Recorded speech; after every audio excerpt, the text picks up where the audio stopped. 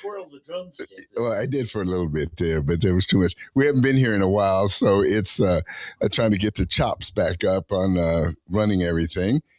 And welcome, everyone. Welcome back to Fresh Black Coffee. I'm black. He's not. And neither one of us probably had coffee today. Did you have coffee? Oh, you can't hear yourself? Did you turn me on? I did. There you go. Finally. Yes. It's kind of been a joke, running joke. Yes, I've had my coffee. Oh, okay. And to be nice to you, I didn't have a second cup. Oh, good. Because otherwise you couldn't shut me up. Bouncing off of the walls here. I'm actually, I suffer from migraines. Yes. And I have for some time. But I know my triggers.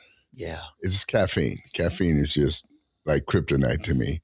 And so all the things I love in the world, chocolate is the number one. He's a pusher. I know. That's what's so sad. This is some of the best coffee in the world that I've ever had. That's right. And yet at the same time, I can't drink my own stuff. You know, it's rich and smooth. It is. It just is. That's the thing. It's so weird how they were able to get so much coffee flavor, but it doesn't have that bite. That bitter. Yeah. I don't like the bitter. It's that aftertaste, the bite. In Starbucks, that's what is some. Yeah. I don't know how they've made such a big splash on the world now with that. There was a guy who went to this seminar once. It was a financial seminar, and the guy just hated Starbucks coffee and started with spirit. And he was just saying, he called it burnt coffee. He said, that burnt coffee that you get at Starbucks. So what's sad, my favorite coffee place that was run, it was a Christian. They had several of them, Cafe Bona.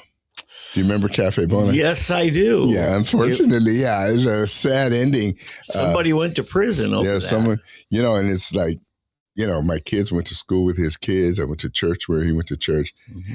And sadly, I think his wife passed away earlier before him. I mean, this was before the problem started. But you wonder what happened because it was such I thought it was a great business. It was always packed.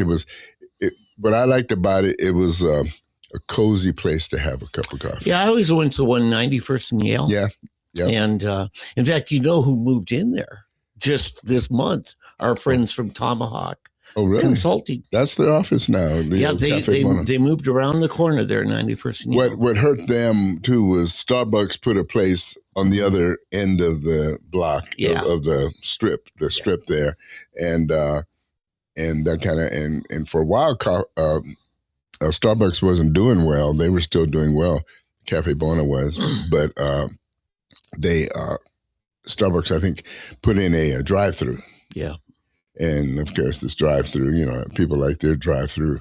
Yep. It's the American way now. Have a drive-through cup of crap. No, just kidding. But no, it's just, I'm not, as you can tell, I'm not a fan. I think they're overpriced.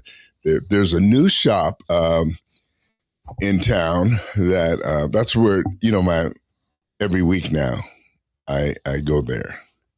Well, on Saturday, before I come to the show, that's where I get started. To his exclusive breakfast meeting.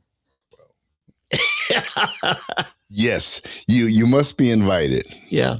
And well, one of the guys, afterwards, he had him come here, was our former congressman, Jim Bridenstine, the former NASA administrator, who we really need to get back in and do him justice. Yeah. He has so much that just is going to inspire. Yeah. By the way, he received an award from the Chamber of Commerce this, it was just Thursday. In economic development? I would assume. Thursday or Friday. I can't remember. Yeah, he's started a new, it's kind of an aerospace affiliated type of It's kind of a laboratory, a zero-G kind of. Yeah, they do a bunch of different things, and they partner with a lot of other aerospace companies. And all, to come in and use that facility. It's a facility that services other aerospace from the way he explained to us. Maybe I got it wrong. Yeah, but I think his is more connectivity. He connects players, put them together and how they can work together, and then boom. That's his magic. It's Artemis. Artemis is the group. Artemis Group is the name of his company. And they're doing well, apparently. And but But yeah, it's funny because I was opposed to him when he initially ran for Congress years ago. And, well, it's a long story. I was one of the first people, one of his first supporters, and then he did some things that I felt I didn't like. And so I was kind of opposed to him for a while, but he proved himself that I don't think I was wrong, but I wasn't right. It was just a difference in opinion, or difference of views. Yeah. In fact, we were talking about that this morning, how if you look at that, which is going to be a big topic today, all of the Minneapolis riots and things and protests and so forth, how you look at them and how they're being ginned up. Yeah. So the famous Christian apologist and philosopher of the past, Francis Schaeffer. Okay, I've got his books. Francis Schaeffer, you probably have How Then Shall We Live? Yeah, and Christian Manifesto. Right. Okay, so How Then Shall We Live? That was the big one. When it came out in 1977, I was out in California at Melody School of Theology, right, in seminary, but Francis Schaeffer came and spoke at the Anaheim Convention Center. Oh, it was just packed out, I think 8,000 people. But he introduced, there was a film with the book, and you can probably still find it somewhere on YouTube, I would imagine. Sure you can. Anyway, what they did, and we're talking now, what is that, 40, 50 years ago? About 48 years ago. Okay, about 48 years ago. And so they staged a protest. Who's they? Francis Schaeffer, his company, his group. Okay. And so they staged, and then they filmed it from 3 different perspectives. Oh, wow. And they filmed it from the protesters, protester rioters, from the counter protesters, and then from a neutral point of view. And each one had a news commentator with it. Wow. That's brilliant. Yeah. And he showed, and he eventually was kind of prophetic, showing where things were headed in the media, how they would, manipulate events. And so what they did, they had the riot, and the protesters came, and they had this announcer from their side saying, "Yeah, I hear these people are upset because this or this or this, and the other side is doing this, and they feel they have because of our First Amendment right, because of this, and they've been wrong.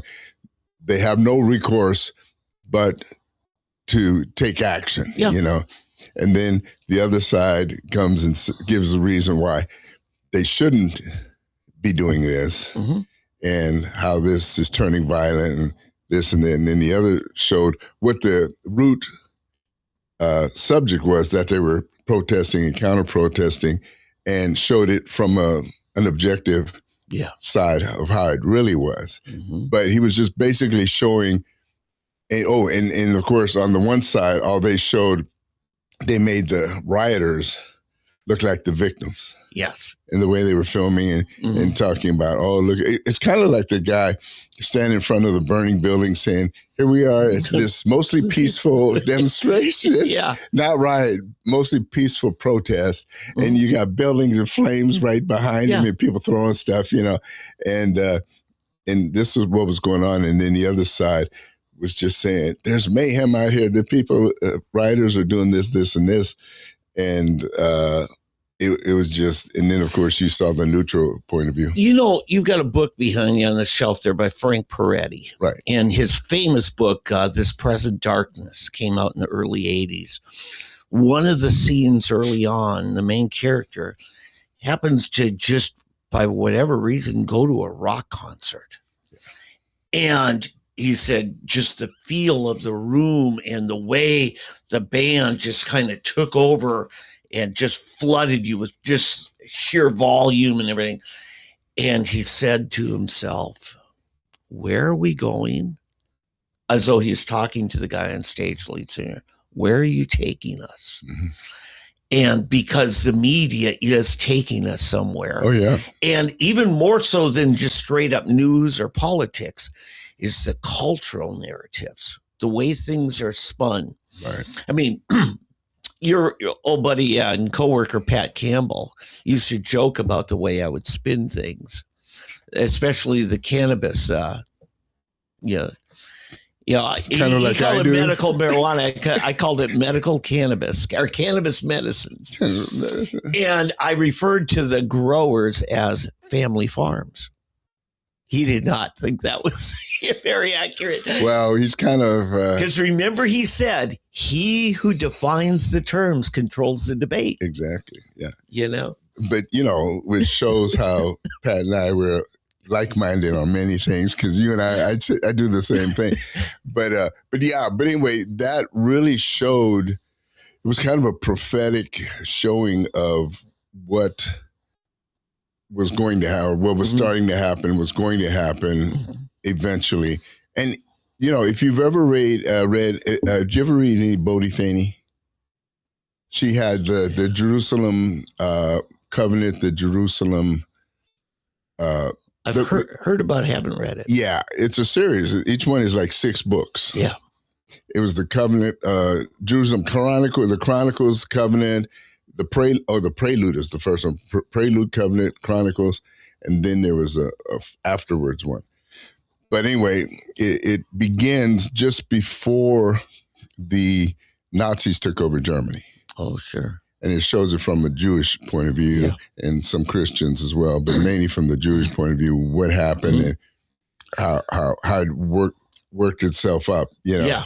And sadly, it's funny, Democrats want to call Republicans and conservatives Nazis, but in effect, really, they're the ones that are doing Nazi things. Oh, yeah. They always are guilty of what they accuse you of. Exactly. And what's so funny, even the name, people don't stop to think, what does Nazi stand for?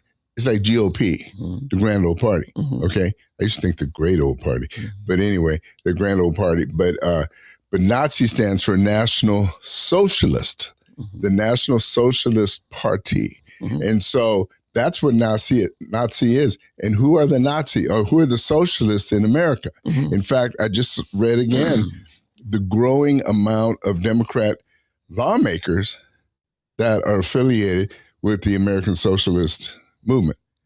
And socialism, I'm just going to say it, socialism has taken over the Democrat Party in America. Yeah. They're essentially Democrat socialists. Yeah, and really economic fascism, as Mussolini called it, he says it's corporatism. It's the merging of the state and the corporate.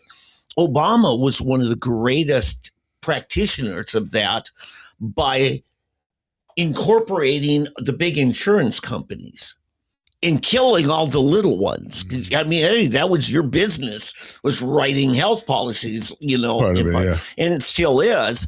But the kinds of policies you could write got greatly diminished by that. Oh, yeah. Oh, yeah.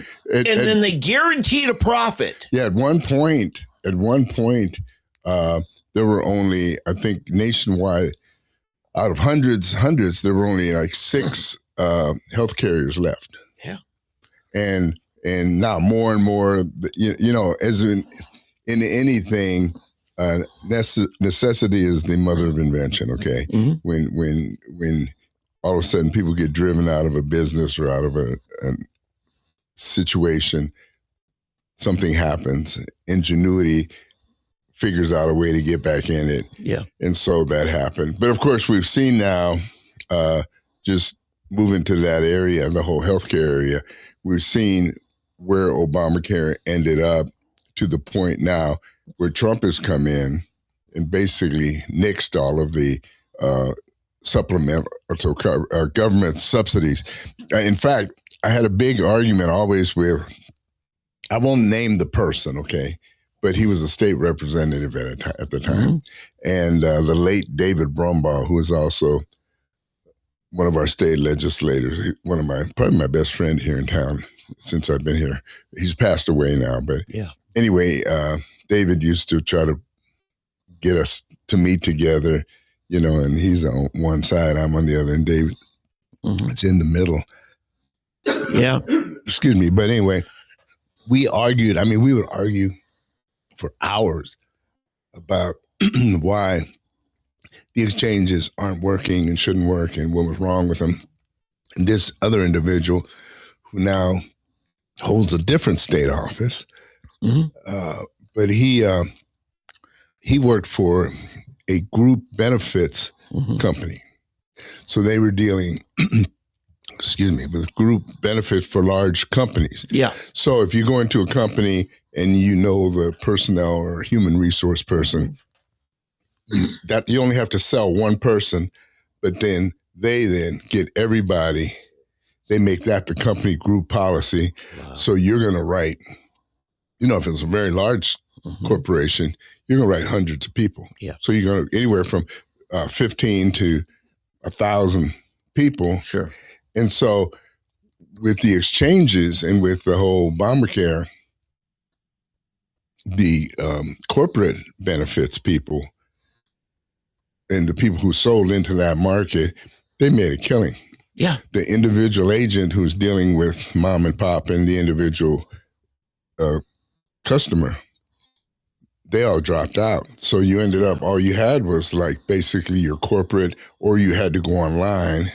Oh, and I'll never forget, John Doe came up with the best thing, because they came up with these things called navigators. And so you would call this number for Obamacare, and they had these people they call navigate to navigate you through the process of getting. And John Doe said, navigators, we already have those. They're called independent insurance agents. That was his. He said, we don't need navigators. We have them. They're called independent insurance agents. And he was so right. It's the most perfect counter to that ever. But anyway, so now what's happened? The government has run out of money. And here's what's so funny. This was back when I was on with Pat when it first came out. And it's funny how time flies, because I remember this was about 2014, I think is when. That's when it took effect, January 1st. Right. And what they did, they promised the states, they were subsidizing, the federal government was subsidizing Obamacare. I think it was at least 90%. I think 92 was federal money. So 90% federal, and then the state came in with this smaller portion. And so, hey, it was a great deal, but it always had an end date, right? Sunset clause, and that was 2026. That was the phase out. Yep. That was the thing. And so everybody, it's like knowing the world is going to end one day. In other words, the sun will burn out one day. Right. So the earth cannot exist forever. But we're not going to worry about it because it doesn't affect us.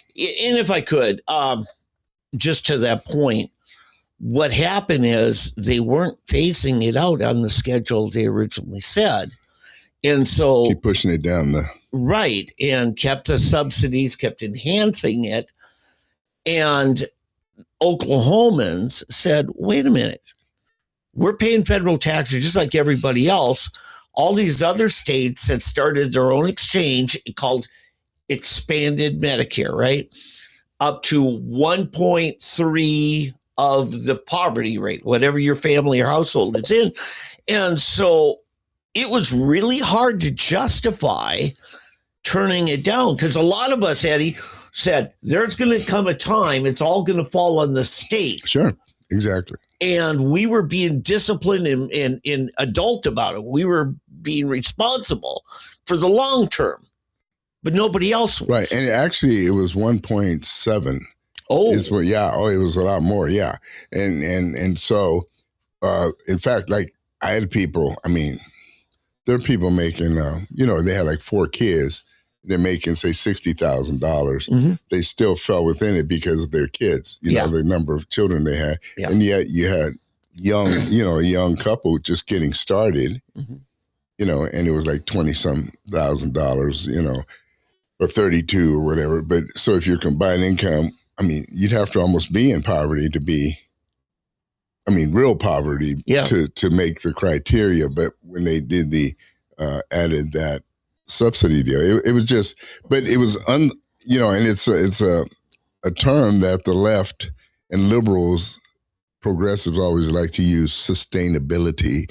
It was unsustainable. Yeah. Now, to get on Medicaid, that's the welfare form, not Medicare, which is retirement. Right. Medicaid, until we expanded it, I think you had to make less than $4,000 a year as an individual in order to qualify for it. Whereas all these other states, an individual could make $20,000 and still be getting free health care. Right. And even the welfare now, to be on welfare, it's up to $17,000 for an individual, and then it's less. I think it's like 23 for a couple. Yeah. So it's crazy. It's you can never get enough of other people's money. I mean, that's just kind of the way it works. People that support these things, we have this idea that other people's money will never run out. Sure. And whether it's governmental, corporate, whatever, it's like the people, a lot of companies switched to Keurigs. They used to have the old coffee maker, right? And then somebody make a pot of coffee that would sit there all day. Mm-hmm. Well, a lot of companies wanted to be new age and real fashionable. So they put in Keurigs. And of course, a Keurig, they have all the little pods that you stick in for a cup, until they noticed that the pods were all missing. I mean, you'd have to refill the thing, the new pod thing every 2-3 days, because the employees were stealing the pods, sticking them in their purses, pockets, whatever, and using them at home. Yeah. It's just a natural corruption of man that when you give too much, people just don't know how to deal with it. They want to always abuse it, use it and abuse it, and it just makes for, then there have been many fraud cases with Obamacare, with welfare. And so then when Donald Trump comes in and says, boom, boom, time out, we're stopping this. Mm-hmm. Oh, he's an ogre. He's mean. He's uncaring. Look what he's doing. It's the children. Look what he's robbing. He's not robbing the children. He's robbing the people that have been robbing other children from succeeding. So anyway, this whole deal. And so now here we are in a similar situation with the immigration situation. And so we got this mess in, I can't even say Minnesota, in Minneapolis, okay? And you've got a mayor of this city who has been basically bought by the Somali community, and he is pushing this and fighting against the federal government that's cracking down on Somali corruption. Where are we at? $11-12 billion now that they're estimating has been stolen. Yeah, but I don't think it involves the mayor. The kickback probably does, okay? But it's really in the state government. Right. I know. I'm not saying he's involved in that particular corruption, but the fact that with the kickbacks or whatever, and kickbacks can come in many forms, say campaign contributions, okay? Yeah. So to keep me in power, you keep me in, I scratch your back, you scratch my back. Right. So they pay me, pay for my campaign, and what do? I make sure the government leaves them alone. So that's kind of what that's just it. Because the mayor can come in and say, I'm seeing things here because I'm the mayor, city government sees things, and we don't know if we should reach out to the state investigators on this. So we thought we'd have a meeting with you. And if you walk away with a campaign check, that might change your mind. And then, of course, we've got the good governor, who's another one that has benefited from this. Now, he would be the main person you hold accountable. Well, he's the main person trying to skate out of it. Oh, he is trying. He's a weasel. Boy, weasel. You racist? Yeah. You just hate black people, Eddie. Yeah, that's right. You hate Africans. Yeah. Those poor Somalis, Yeah. And what's the old saying? You can take the boy out of the country, but you can't take the country out of the boy. You can take the Somali out of the country, but you can't take the Somali out of the immigrant. It's kind of, and obviously there's always individuals that live within the law. Okay, that are law-abiding people, they're godly people, they're Christian people, whatever. Mm-hmm. But you're always the human nature of man kicks in. The corruption is always there. Who are those pilots? Remember, what is the movie with Tom Hanks, Captain? It's about the pirates where they were taking a ship. And the Somalian, the tanker ship. Yeah, I forget the name of that. Anyway, so he got kidnapped by some pirates off Somali coast.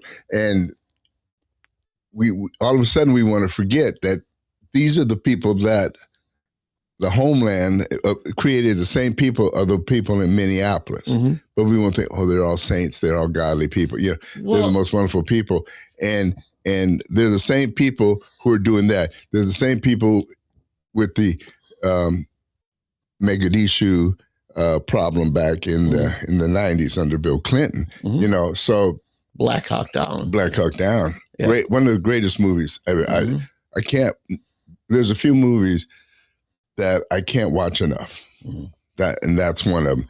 It is one of the best movies all around to me ever made. I mean, it was just Ben-Hur, that one, and then another one, Tears of the Sun with Bruce Willis is another one. That one deals with Nigeria and people trying to escape the Christians being persecuted by the Islamics in the army. But anyway, that's yeah. So you need to see those movies if you haven't. But anyway, so here we are now in a situation I was going to say Mogadishu. So Mogadishu, Minnesota, kind of is what it's turned into. And I mean, and it's created a much larger problem now. It's a much larger problem. Mm-hmm. Here's the thing too, David. INS, Immigration Naturalization, has been rounding up people, sending them out of the country, all over the country, all over the country. You never hear any issues, never any problems.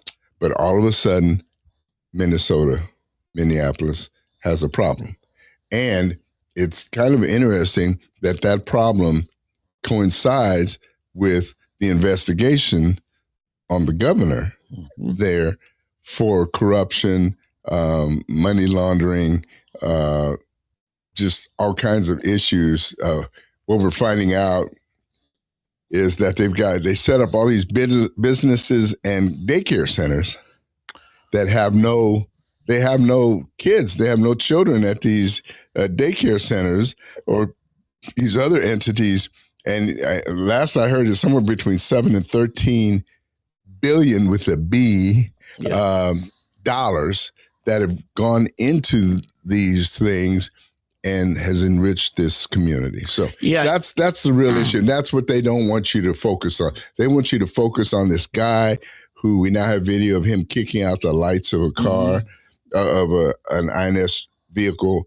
And it's just, the media has turned this whole thing upside down, okay? Yeah. And it really bothers me that you have people who should know better, conservatives, Christians, and so forth, that are now taking the other side because of what they've seen and heard in the media. Yeah. And that brings me back to the Francis Schaeffer thing. Whoa, we went full circle. Is how it's all portrayed in the media. So anyway.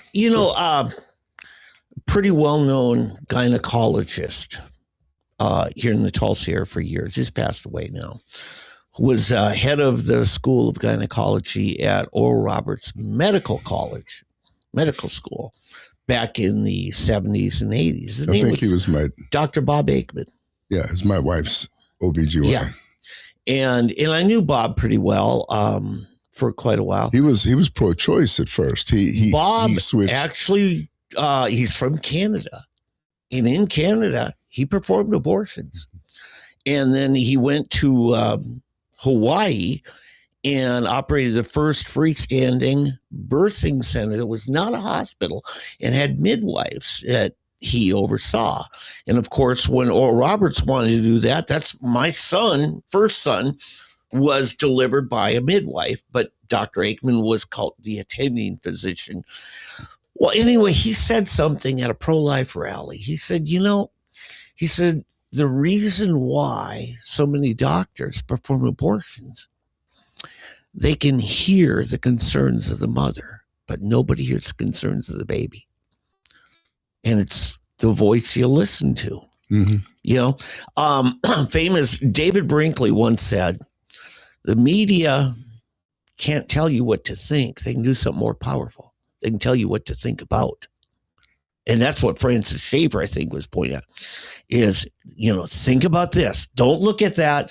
Pay no attention to the man behind the curtain. It's think about this. We are being gaslit. And that's really what Tim Walz is trying to do. And he is desperate. I got to say, something good came out of this. Remember, we're just where Renee Good, tried to run over a cop and she got shot for it, dead. That was less than a mile from where George Floyd breathed his last breath. And what we find out, Black Lives Matter. Well, what do you know, Eddie? Now with Alex Pretty gone too, White Lives Matter too, Eddie. White Lives Matter again. Yes. Don't you feel better? You white hogs out there. BLMA. Yeah. So or WLMA, yeah. But yeah, see, they're not talking about that. Because it's all in the narrative control. And Eddie, I tell you, the reason this got set up is the news media got totally co-opted. I mean, when the universities get co-opted, guess what happens to the journalists? Pool that come out of those. They're all co-opted. We have what one famous person called mass platform psychosis, where you have this groupthink that's global and nobody questioned it. We saw it with COVID science, and now we're seeing it with a bunch of other things. Yeah. It's funny, the two so-called victims in Minneapolis have one thing in common. They're white. Yeah. When you look at the videos of the demonstrations, the protests, the people resisting, one thing you notice about them, they're all white liberals. And my question is always, do you have a job? Why aren't you at work? I mean, how do 10,000 people show up on the streets if they've got a job? If you're really productive and contributing to your community and so forth, you should be at work, not out there. Renee Good and her partner, her wife. Lesbian partner. Right, her lesbian partner.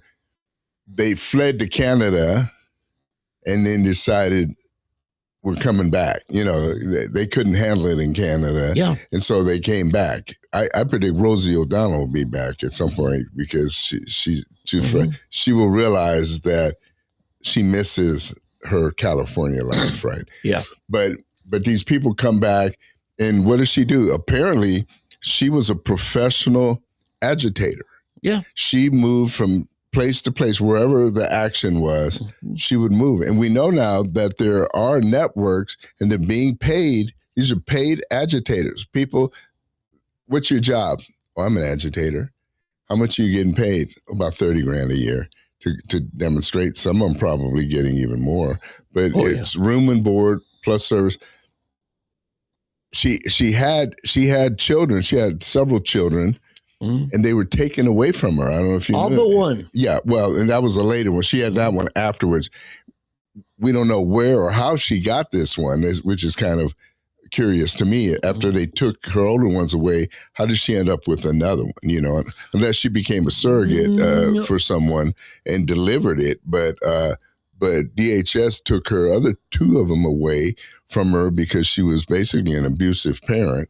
Well, actually, no, she was living with an abuser. And when she said she planned to continue living there, they said, well, then you're not getting your kids back. Okay. Those two, you know, that's the report I heard. Who was the abuser? Someone other than the one she was living with now, or was it that one? The one that told her, go, drive, baby, drive. I'm not certain on that. I'm not certain. But yeah, and here's the thing, Eddie, you've probably seen it. I've seen it. Folks, you've seen it. You've seen young people just get indoctrinated almost overnight. It's a cult indoctrination. Oh yeah, the group that I meet with on Saturday mornings, it came up this morning about the whole thing of homosexuality and lesbianism. How, what is her name? No one could think of her name. She's a commentator on Fox, and she's a lesbian. Oh, yeah, from California. Right. Forget her name, too. Nobody can remember her name all of a sudden. Well, anyway, years ago, when she first became popular, what happened, she used to be the head of National Organization of Women in California. Oh, yeah. And she Tammy Bruce. There you go, yep. Tammy Bruce. And everybody loves Tammy Bruce. I mean, she really is a wonderful person. So, and she is a lesbian. She said she isn't. She's not going back, but she is one of the main people attacking the whole LGBT movement, because what she said is this: that every woman she knows that's a lesbian. And she says every. She didn't qualify that, okay? She says every lesbian she knows was led into it by an older lesbian. Yeah. Every last one of them. And so, and I remember I grew up in Philadelphia. Part David brings up, some part of my life was Philadelphia. And I went to the largest, was Catholic school, and at the largest diocese and the richest diocese in America, Immaculate Conception there in Philadelphia. Anyway, and my best friend was a choir boy, and he kept wanting me to join the choir. But my dad was in Korea. That's why I was living there anyway. And so my mom, between my aunt and uncle, didn't want me to join the choir. They didn't, so my mom said no, and I think it cost money or something. But anyway, I did not join the choir. Turns out many years later, I found out my best friend, Rudy, was gay. And he was turned gay in the choir.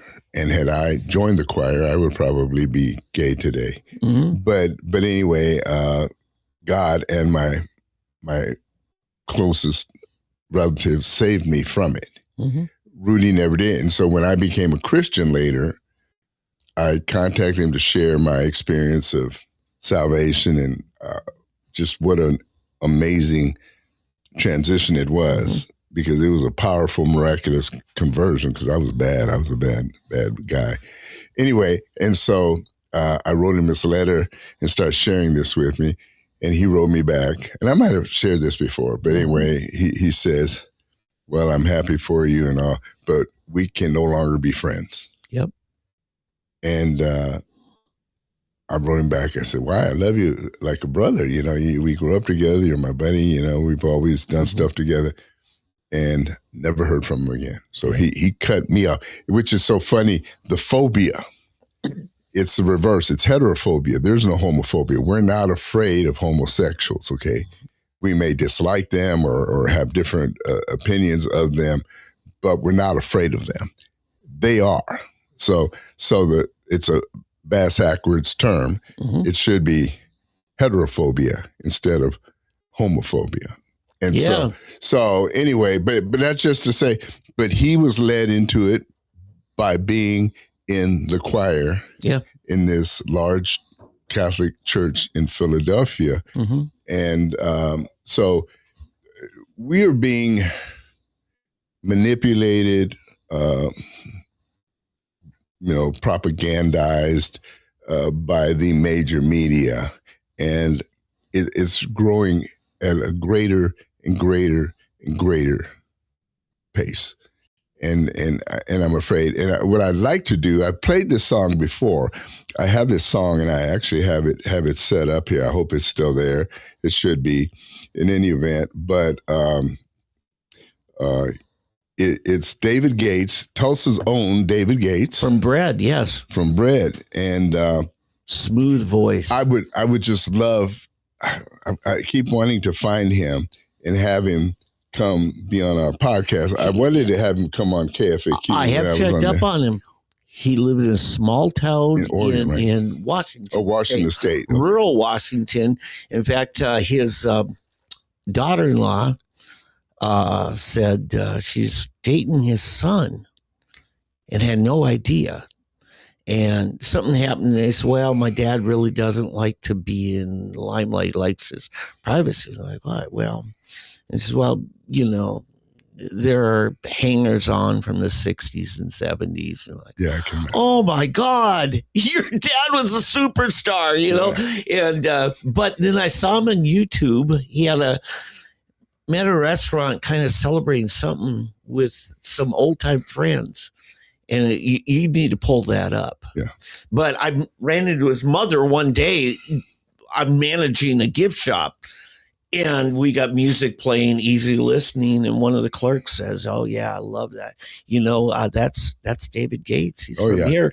Very then successful. And then this clerk says, "Oh, there's his mom." Right. I don't want to get into all of that. Right. I just want to get back to this song. Yeah. Because this song is prophetic. I was just doing some recent reading on him, how this came about. Yeah. And that David grew up a strong Christian kid in a Christian home. Mm-hmm. He was in a youth group, and I don't know if he's still. I would assume. I think he's still a Christian, because if you listen to the music, there's no profanity, nothing bad about it. You're right. It's very clean music, and his becoming somewhat of a recluse is even kind of interesting. But this song, it's called "Do You Believe He's Coming," and it's on the Goodbye Girl album.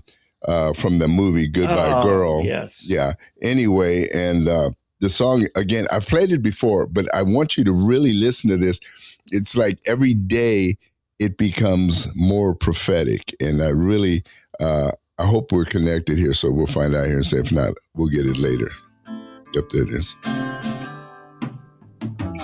Almighty nation, what's this in the air? No explanation, but still it is there. You hear the talk from the people you meet. To meet the people, just go down on the street. And they believe he's coming. Yes, they believe he's coming. So many people confused and afraid. Too many shy from commitments they made. A change of values and moral decay. The damn foundation is slipping away. But I believe he's coming. Yes, I believe he's coming.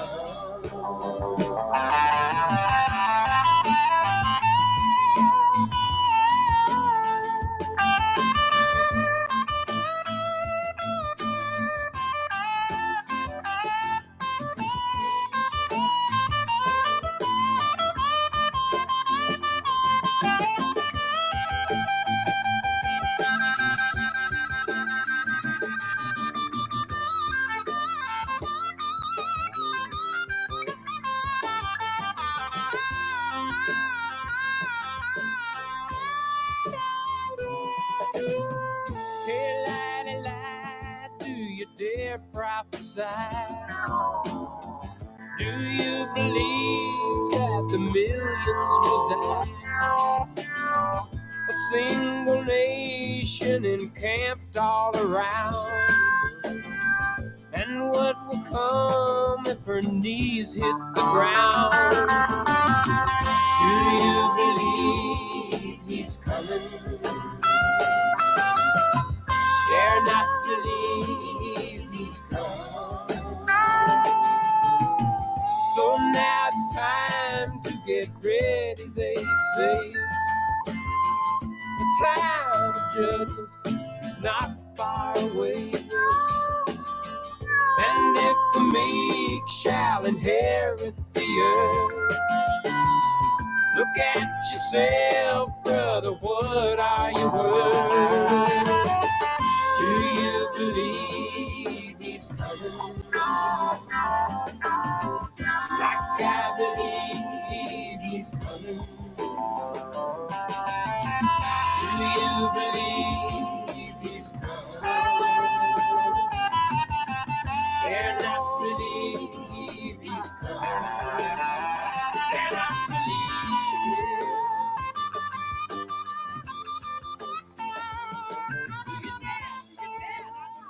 Yeah, so do you believe he's coming?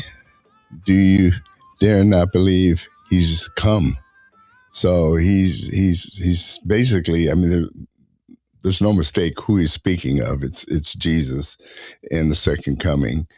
And then in the end, he says, do you believe he's come? So, like I said, this song came out in 1974. And I'm sure he probably had it in his pocket for long. And it's just the oddest thing on the Goodbye Girl album, because it was that famous movie, and then it was the soundtrack song. But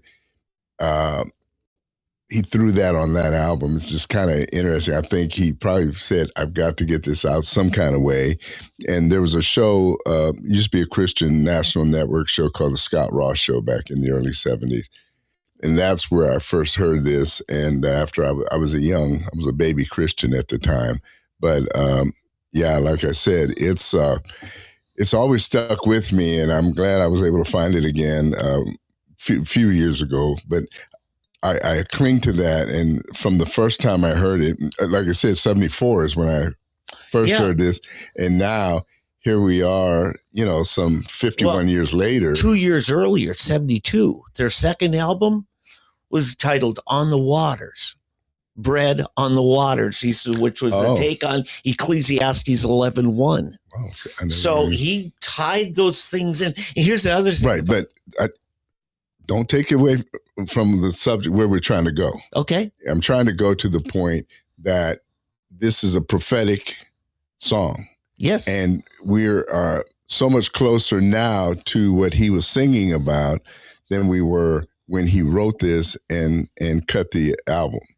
A single nation encamped all around.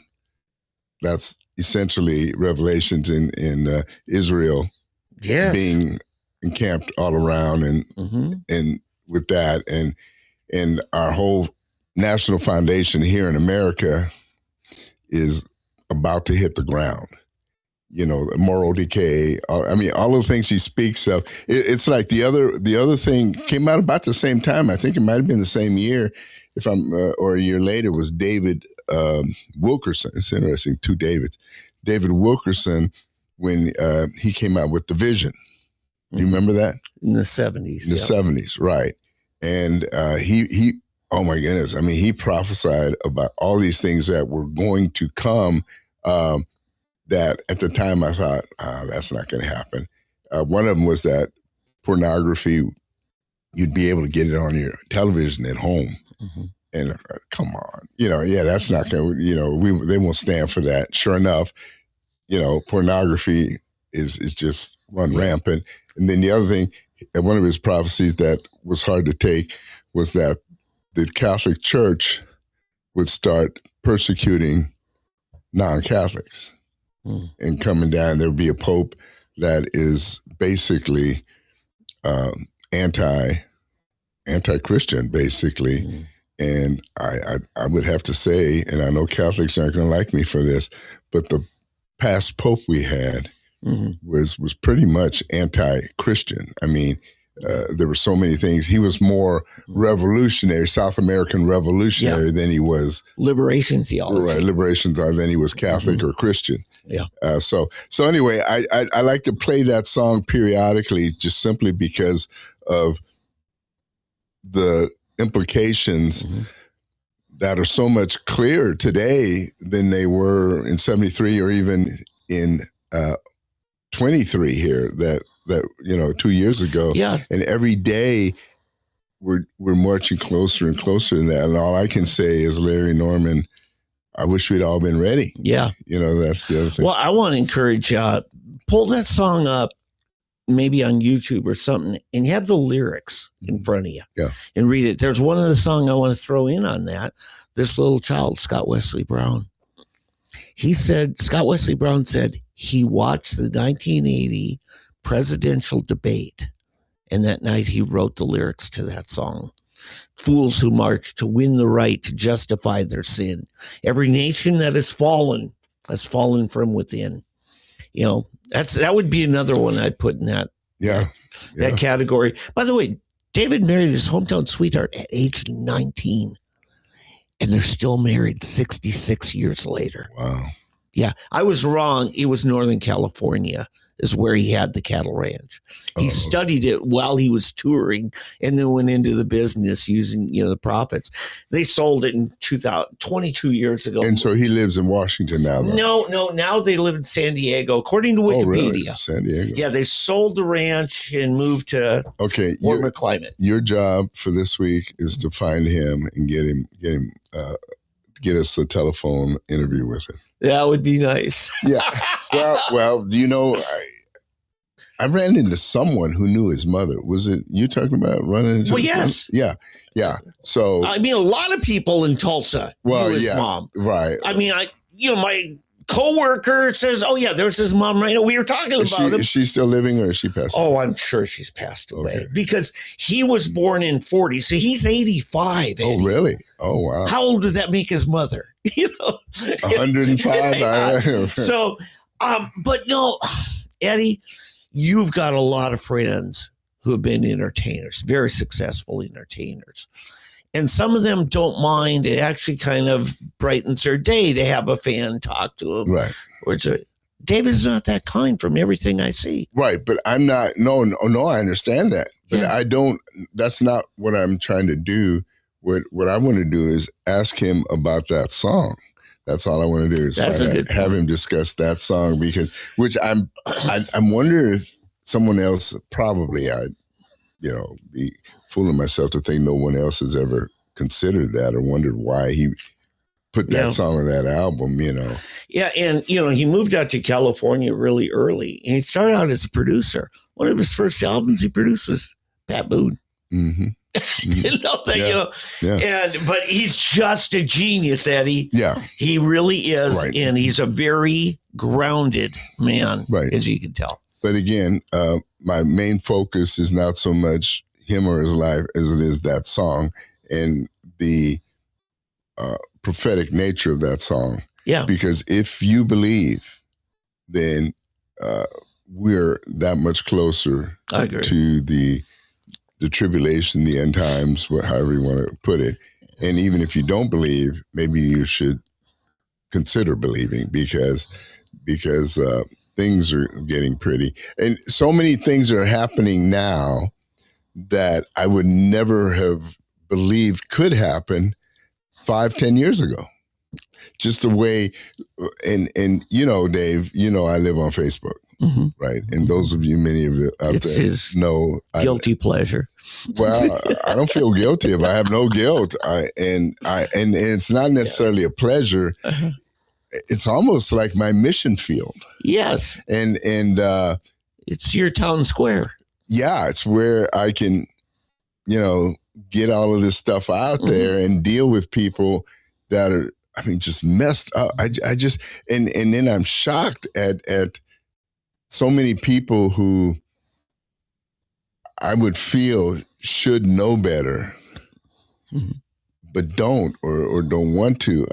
We're talking about, we were with a mission organization, large mission organization, and it's funny because all of those of us that have come back to America from there, I mean, I could count everyone that I was close to over there is radically conservative now. They all see the same thing, what's going on. The ones who have remained are just out there, just consumed by it. Yeah, just socialism and the European, the immigration thing, and let them in. Jesus would have loved them, and da da da da. And I just and we try to figure out what is wrong with you people. Was it that bad? Now, what happened? What's interesting? I was still a Democrat when I went over there, and being over there 2 years. Just in fact, one of my friends said, "Wait a minute, aren't you the same guy that was this rabid Democrat when we knew you in the 70s? You know, sure. I'm sorry, early 80s. It was in the early mid 80s." And I said, "Yeah, that was me." It was being in Amsterdam, looking at things back here in America that made me a conservative. That's where, and then I moved to Germany. And it was even worse. I'm arguing. Well, raising kids will do it too, Eddie. Well, yeah, but it wasn't so much the kids because the kids were real little and they were fine, but it was just going out on the streets and meeting these, especially Amsterdam, meeting them and then getting to Germany. In Amsterdam, it was just, they have these things called crackers. They crack houses. It's squatters movement. And it's come to America now. This is the crazy thing. If you're not familiar with it, what the crackers used to do, they would, if you went on vacation or you left for a period of time, they could break into your house and live there, and you couldn't get them out. Or you had a vacant house you're trying to sell, and they would break out, and they would be squatters, and it would take you like thousands of dollars today and legal fees and this to get these people out of your house. Sure. And it's your house. Yeah. And now, and we've got the same thing going on here in America. They're doing it now, the squatters' rights. And you got lawyers and they're bringing, it's just, to me, it's insane. It's insane. How does a society get to the point they let themselves accept this kind of thing? Well, Eddie, even in California, you hear these wacko debates and these ideas. And even California wouldn't do some of the things that Amsterdam was fully implementing. Like, the whole war on drugs thing. They just say, let's make it all legal and treat it as some kind of sociological outreach thing. Prostitution. Yes. Amsterdam, as long here's the rationale. Here's how they think about this. Excuse me. The way they think about this is what you do in the privacy of your home is none of the government or anybody's business. They can't interfere.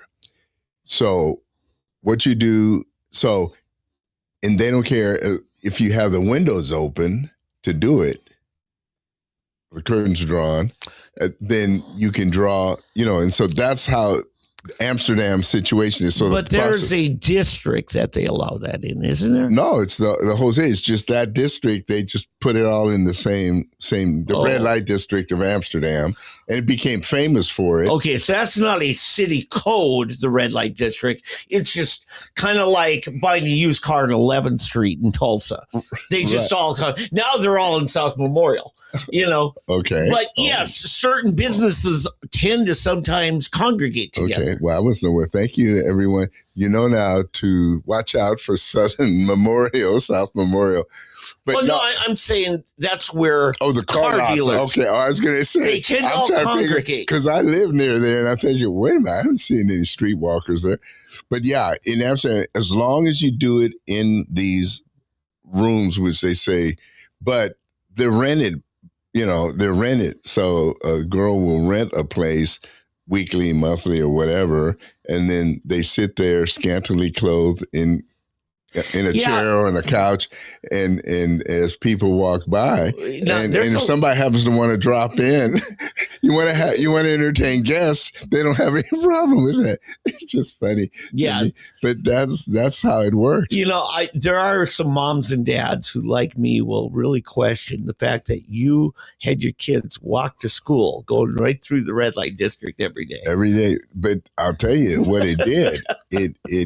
It worked, had the reverse effect. Because when we saw them in the morning, they would be passed out in their windows. Wow. Curtains still passed out, sometimes with a needle in their arm. Or my needles. Oh, yeah. It was. That's called scared straight, Eddie. Yeah, well, yeah. Especially for a 4 and 5 year old, and they've never forgotten it, So, but you look at some of the great work your daughter's been able to do, reaching out to women who are in crisis. Right. Well, she saw it from an early age. Yeah, but you like to take stuff in a different. I just want to stay focused on, do you believe he's coming? Okay, that was the whole purpose. I had my testosterone shot, Dave. Thanks to you for the syringes, but he's my dealer, my pusher. He brings me his lifetime supply of needles and syringes. Amazon's cheap. Yeah. They're way cheaper than Walmart on a lot of things. But it's keeping my mind a little straight and focused today. Okay, more than normal. But anyway, no, seriously though, it really did have an effect on most of those kids, and several of them are in ministry now, and where my daughter does, and her best friends over there at that time are married to very conservative. Some work in D.C. One of them worked, for a senator in D.C., and they've worked on different gubernatorial campaigns. Well, Bobby Kennedy's become a friend of your daughter, right? Right, but again, don't. You like to just drag me over into another. I just that's not the issue. What I want to say is that, do you believe he's coming? Yeah. And that's the important thing. And the time, as David is saying there, the time of judgment is drawing nigher and nigher and nearer and nearer. And we tend to put that in the back of our mind. Oh, it won't happen in my lifetime. It's not going to happen. But we've got to be ready. We've got to focus. And this darkness creeps in more and more and more. And basically, the nation encamped all around could soon become America because we're the friends of Israel. We've got all of these other nations now that really hate us, and Europe. It's so weird. There's Germans have a thing called Stolz. It's pride, okay, and the Deutsche Stolz, the German pride. It's so deep. It's there, and they literally hate the fact that they lost the war to America, and they don't want to have respect for Americans because of that. And so, France is probably even worse. They've never been grateful for anything we've done for them. We're grateful for that they helped us during the Revolutionary War to win the Revolutionary War, but they've never truly been grateful that we helped rid them of the Nazi occupation and give France back to them. There again, it's all about pride. These are such proud people. Holland, to a lesser extent, they've never been that proud of a people. I mean, negative pride. They love their country and everything. But this has caused Europe, Central Europe, to become this way. Eastern Europe, strangely, because they've been occupied, they've been abused by Russia and the Soviet Union, forcing them to come together and oppress them as an entire region. They're so glad to be free that you see that. And they're seeing what's happened to Western Europe with all of the infestation of the Arabic immigrants and so forth, that they've kind of circled the wagon, closed down. Poland, more and more country by country, is starting to wake up and becoming more and more nationalistic, but not nationalistic necessarily in a racist way, but nationalistic in a pride. I don't know if I've told you this story before, Dave, but I remember running into neo-Nazis in Germany. Okay. Okay.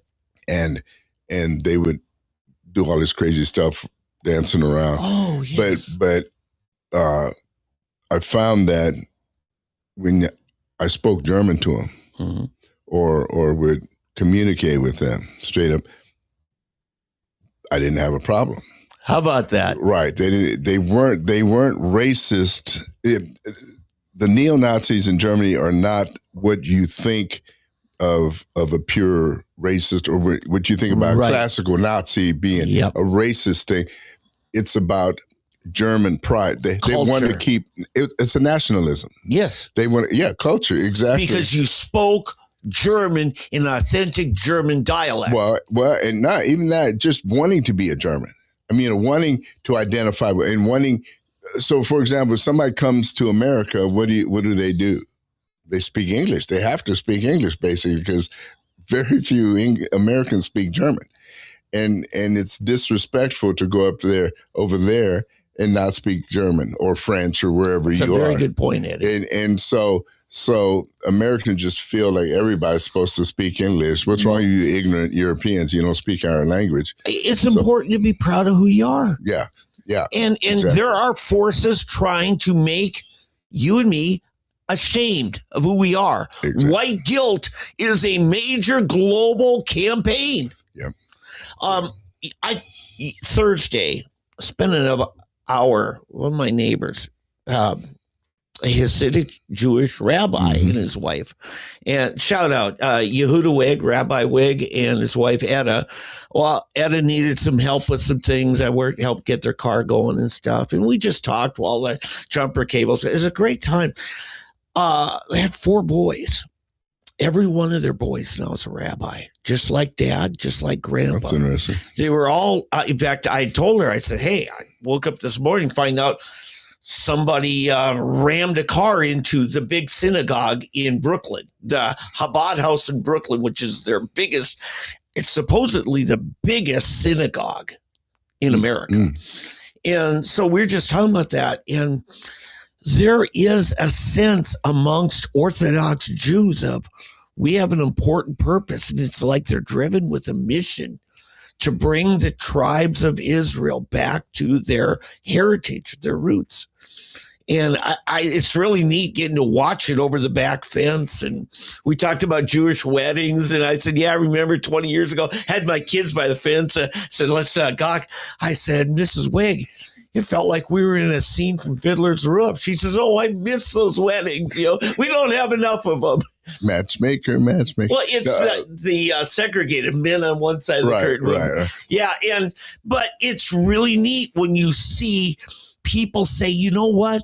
God has a purpose for us. Now, I know you and I don't think, and you're right, they don't receive Jesus yet, but God has purpose for all nations, even though some of them don't even know where it's coming from. Yeah. It's a God thing. Well, yeah, and Zechariah prophesies that they will see him. Mm-hmm. You know, and it's interesting if you read it. And they shall look upon him whom they have pierced, and they shall mourn me, as one does their what is it, their long lost son or something. And so it's saying that basically, I mean, it's about as clear as anything that that they will pierced. Eventually. Why they pierced? Who pierced him? Yeah. And why? Who was this? Nails? Pierced spears? Person. Yeah.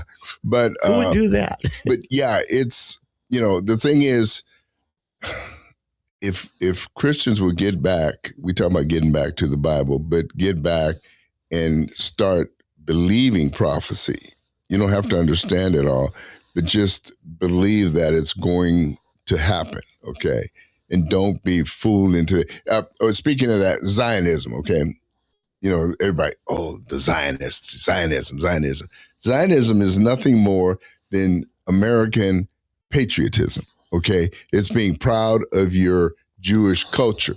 Now, just like you can get right-wing extremists, okay? You've got left-wing extremists, you've got black nationalists, which nobody seems to have a problem with a black nationalist. In fact, they're revered sometimes, renowned black nationalist Bobby Seale, who became a city councilor in Oakland, or this one or that one, but to be a Jewish nationalist, a person proud of your nation, proud of your heritage, proud of this and that. That's what I was saying in Germany, for example. If you speak the language, if you adopt the culture, if you're not trying to turn it into an American thing, you're good to go. They don't have a problem with that. It's truly about keeping Germany German. That's all that they it is. I think the only time it gets bad, Eddie, is when you treat people bad for not being your ethnicity. Oh, right. Sure. You always have to watch out for that. And here's the real thing. And this is what happened with Hitler, because see, people can't understand that you have nationalism and you have extreme nationalism. Mm-hmm. Okay. You have this ethnocentricity. Yeah. Mm-hmm. Get my tongue together. And an ethnic centric means our race. Everything's about our race. Everything's about my race. And that's what's happening in the black community. It's all about being black. You got to be black. If you ain't black, you ain't nothing. You've got to. Are you a brother? Live, right. Yeah. You got to live, breathe, sleep, whatever. Blackness, And then that's the same thing with white nationalist extremists. Okay? Thank you, Eddie. Extremists. You said that well. Yeah, and so, but that's what in the Germans, French nationalists. You have African nationalists, you have Hispanic nationalists or Mexican nationalists. Mm-hmm. The whole La Raza movement, is the extreme of Mexican nationalism, because La Raza just means the race. It's all about their race, and they want to take over Azatlan, which is California, Nevada, New Mexico, Arizona, I guess, and probably Colorado, I think, is in Azatlan. They want to carve out that piece of land for themselves again. So that's the extreme. Okay, that's the extreme. You can be proud if wherever your national boundaries are. Mexicans should be proud of Mexico, and if you want to be that proud of it, then move back to Mexico. If you're on this side of the border, be proud to be an American. I'm proud to be an American. There you go. The French, the Germans, the Swedes, the Norwegians, whatever. Okay. And it's so funny, man, I'm just going 100 miles an hour, but here before other nations were introduced, or other ethnicities, let's say, before people in Scandinavia or in Central Europe knew there was such a thing as a black person, what were they doing? They were fighting among each other for their territories and their nationalism, okay? And so that's the extreme. But it always, in Africa, I've talked about Shaka Zulu killing 300,000 Africans if they didn't join him, okay?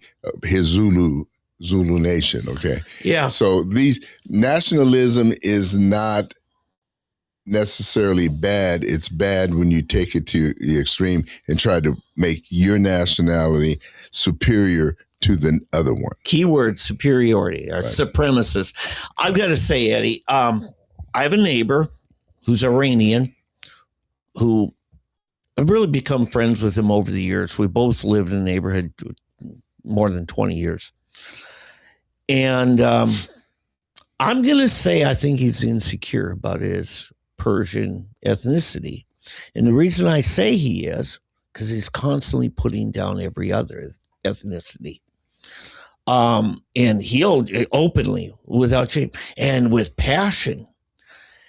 And Persian, by the way, is Iranian. Right. So. Yeah. So, and I will just talk about, the great Kurash, the great, empire of the Meta-Persians, and it just makes him feel good.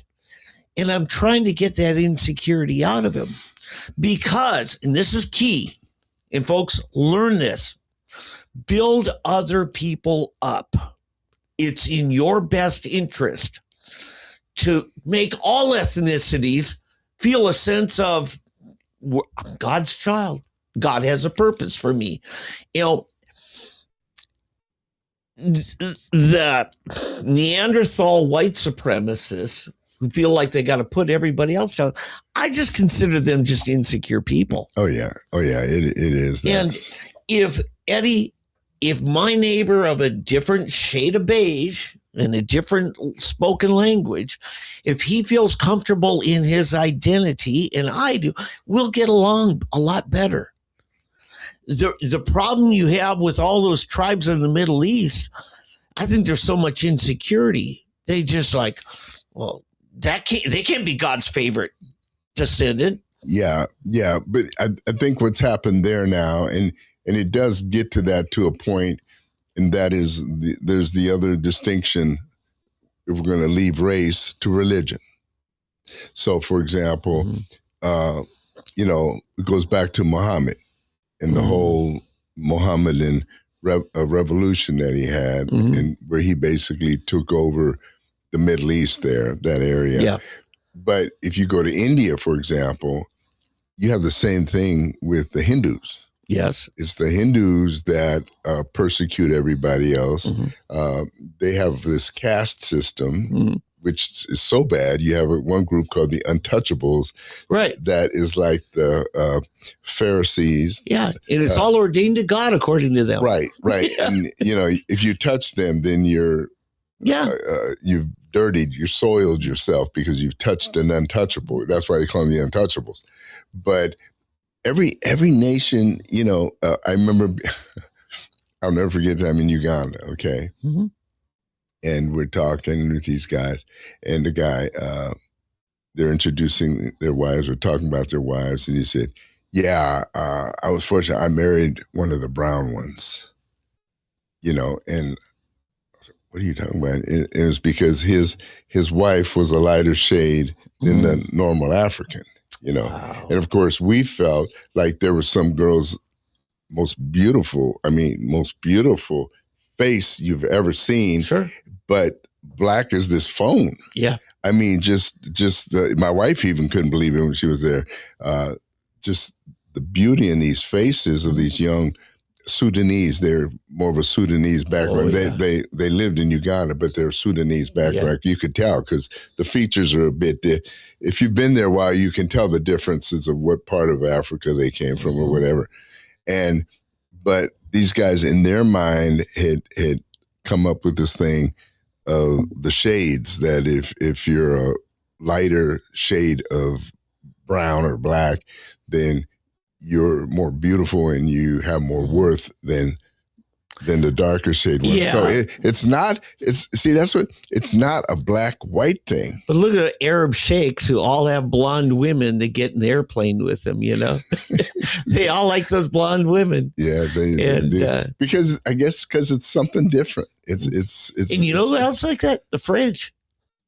They're just enamored with blondes because their ethnicity doesn't have a lot of blondes. Yeah.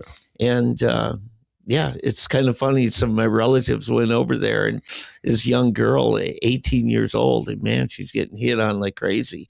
And it wasn't like she was just, stunning or anything. She just was naturally Swedish blonde. Right. But see, to me, I'm the opposite. To me, brunette or even black hair, what it does, it accents the face so much more. It does. Contrasts with it. And to me, it's not so much the complexion as it is the eyes.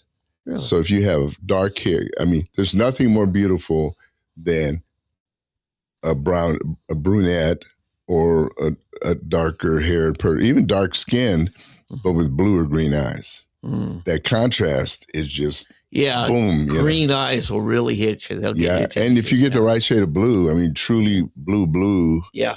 And you get it with the right. But the thing about it is, with that dark hair, it pops. You get a blonde with blue eyes. Oh, there's another blonde, blue-eyed Like, I think you're blonde and blue-eyed. I was redhead. And I'm not attracted. I was a carrot top, freckles and all. I'm not attracted to you at all in any way. I feel better now. Yes. Hey, I tell you, we were in Washington, D.C. Actually, we're taking the metro train in. We're staying, where the cheap hotels out in Manassas. And we take the train. And there was a couple of Buddhist monks that were tour guides for a bunch of people. I think they were from Thailand. There was like 25, 30 of them, all waiting to get on the train. And we're waiting there at the platform. And we've got our daughter, blonde hair, kind of curly, like girl, and in the stroller. And one of the ladies comes up, taps me. She can't speak a bit of English. She points a camera and points at my daughter, like, can I take a picture of your daughter? I thought they were just going to click, Afraid I was Amish or something where you can't take my picture, right? For the next 6 minutes or so, one by one, they'd hand their camera and they'd all kneel down next to my they never saw a blonde baby in Thailand. And it was such a freak show. And Debbie just look at each other like, I can't believe this, because it's just such a unique thing. I'm sorry. It's off on another tangent. Hey, what did Jesus say? There will be wars and rumors of wars. Right. Well, there's some rumors this weekend. Okay, let's have the rumors. So last night, I'm watching Newsmax, and they did some extended late night live coverage. Greg Kelly stayed on till like 1 a.m. because one of their retired generals said, yeah, I checked with the local pizzerias around the Pentagon, and they're all getting massive orders for pizza delivery to the Pentagon. And he said, that'll tell you something. Well, I think what that's about is we have, I think, a whole battle group of ships off of the coast of Iran. There are some and more coming.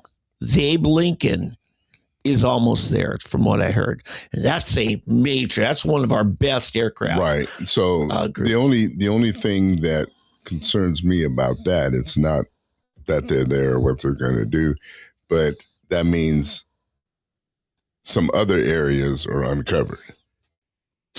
If you have everything here and you don't have something somewhere else, you leave something else vulnerable.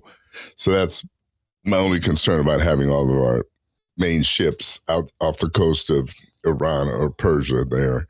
And so, it's a bit dicey. And now they're there supposedly because of the revolution going on with the people. Mm-hmm. Although what have they killed now? 16,000, I think. I've heard 30,000, yeah. And so, but if the people stick it out and see it through, I think they can, because I've heard now police officers are starting and soldiers are starting to not. Do you remember follow orders when the Argentinians invaded and took over Falkland Islands? Mm-hmm. And Margaret Thatcher declared war on Argentina, said, we'll see you in 2 weeks, because they had to get their whole British aircraft carrier and all the Harrier jets and everything. And it takes that long to stage a war. Well, it was been 3 weeks since or 4 weeks almost, since Venezuela. And Trump pretty quickly said, okay, you know what? Things are good here. I'm going to remove that carrier group. Because he had like 30,000 troops ready to invade, all sitting on these ships and stuff. And I think that was to free that up. And it was a couple weeks ago that Trump said, you know what? Ayatollah decided he's not going to execute these, 800 people.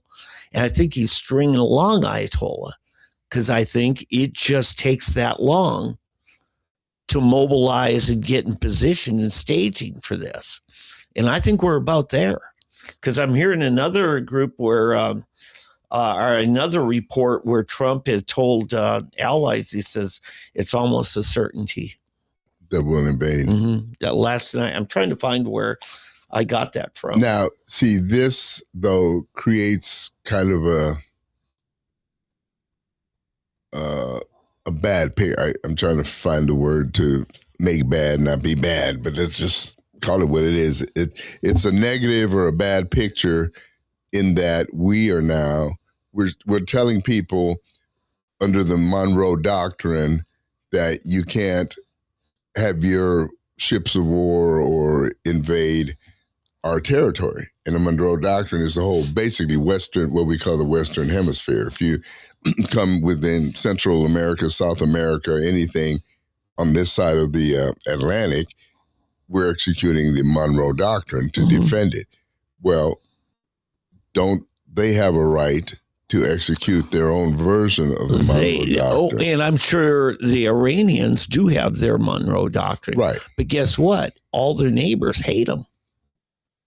And the Saudis all like, please. Well, yeah, but just because of that, I don't think that gives us the right to necessarily, without cause. Okay, It's that whole thing without cause. Now, I would hate to see a U.S. plane shot down and tied to Iranians, because you're going to start wondering, it just happens to be coincidental. I always like to look at things on the other side as I would. I think it's a very astute observation. If you go back to what led to Pearl Harbor, we had blockaded in Indonesian waters, a blockade so that the Japanese could not get oil through the Indian Ocean. And they're like, we need that oil. And so they felt justified in taking us out because we were choking them through a blockade. Now, if this was the 70s or 80s and we were being denied Middle Eastern oil, because at that time, a lot of the oil came through the Arabian Gulf. I know they call it the Persian Gulf, but the Saudis call it the Arabian Gulf. Okay, so the Gulf of America thing is not new. It's not unprecedented. But getting back to this, what we generally go by is what is in our essential national interests. And at least 50 years ago, the free flow of oil out of the Arabian Gulf was in our essential national interest. Now it's not so much that, but man, now don't expect the Saudis to do their own fighting. They never do their own fighting. In fact, it was said by Henry Kissinger, I think, the Saudis are determined to destroy Israel if it takes every last Egyptian to do it. That's good. Yeah. That's good. I think that was Kissinger that said that. That is good. Yeah. But that's true.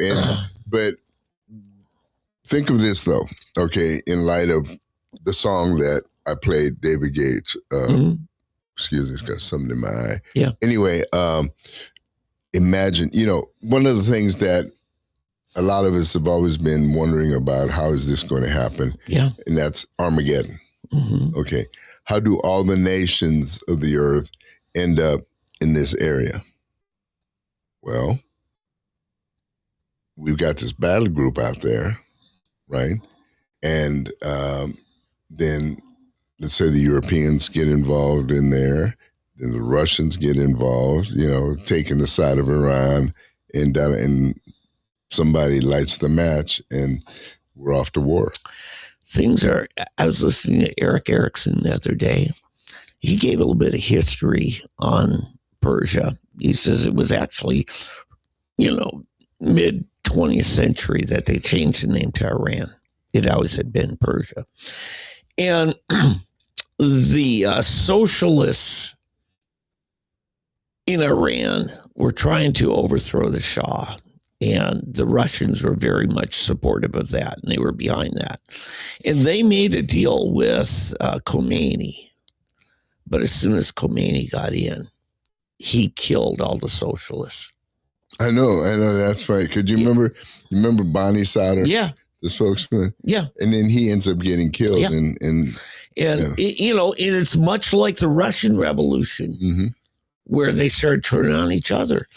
And, Eddie. The French Revolution. Yeah. The Russian Revolution. Well, Eddie. The Chinese Revolution. You learned this. Now, see, you're from Philadelphia. You remember outside the school parking lot, and they clearing the snow.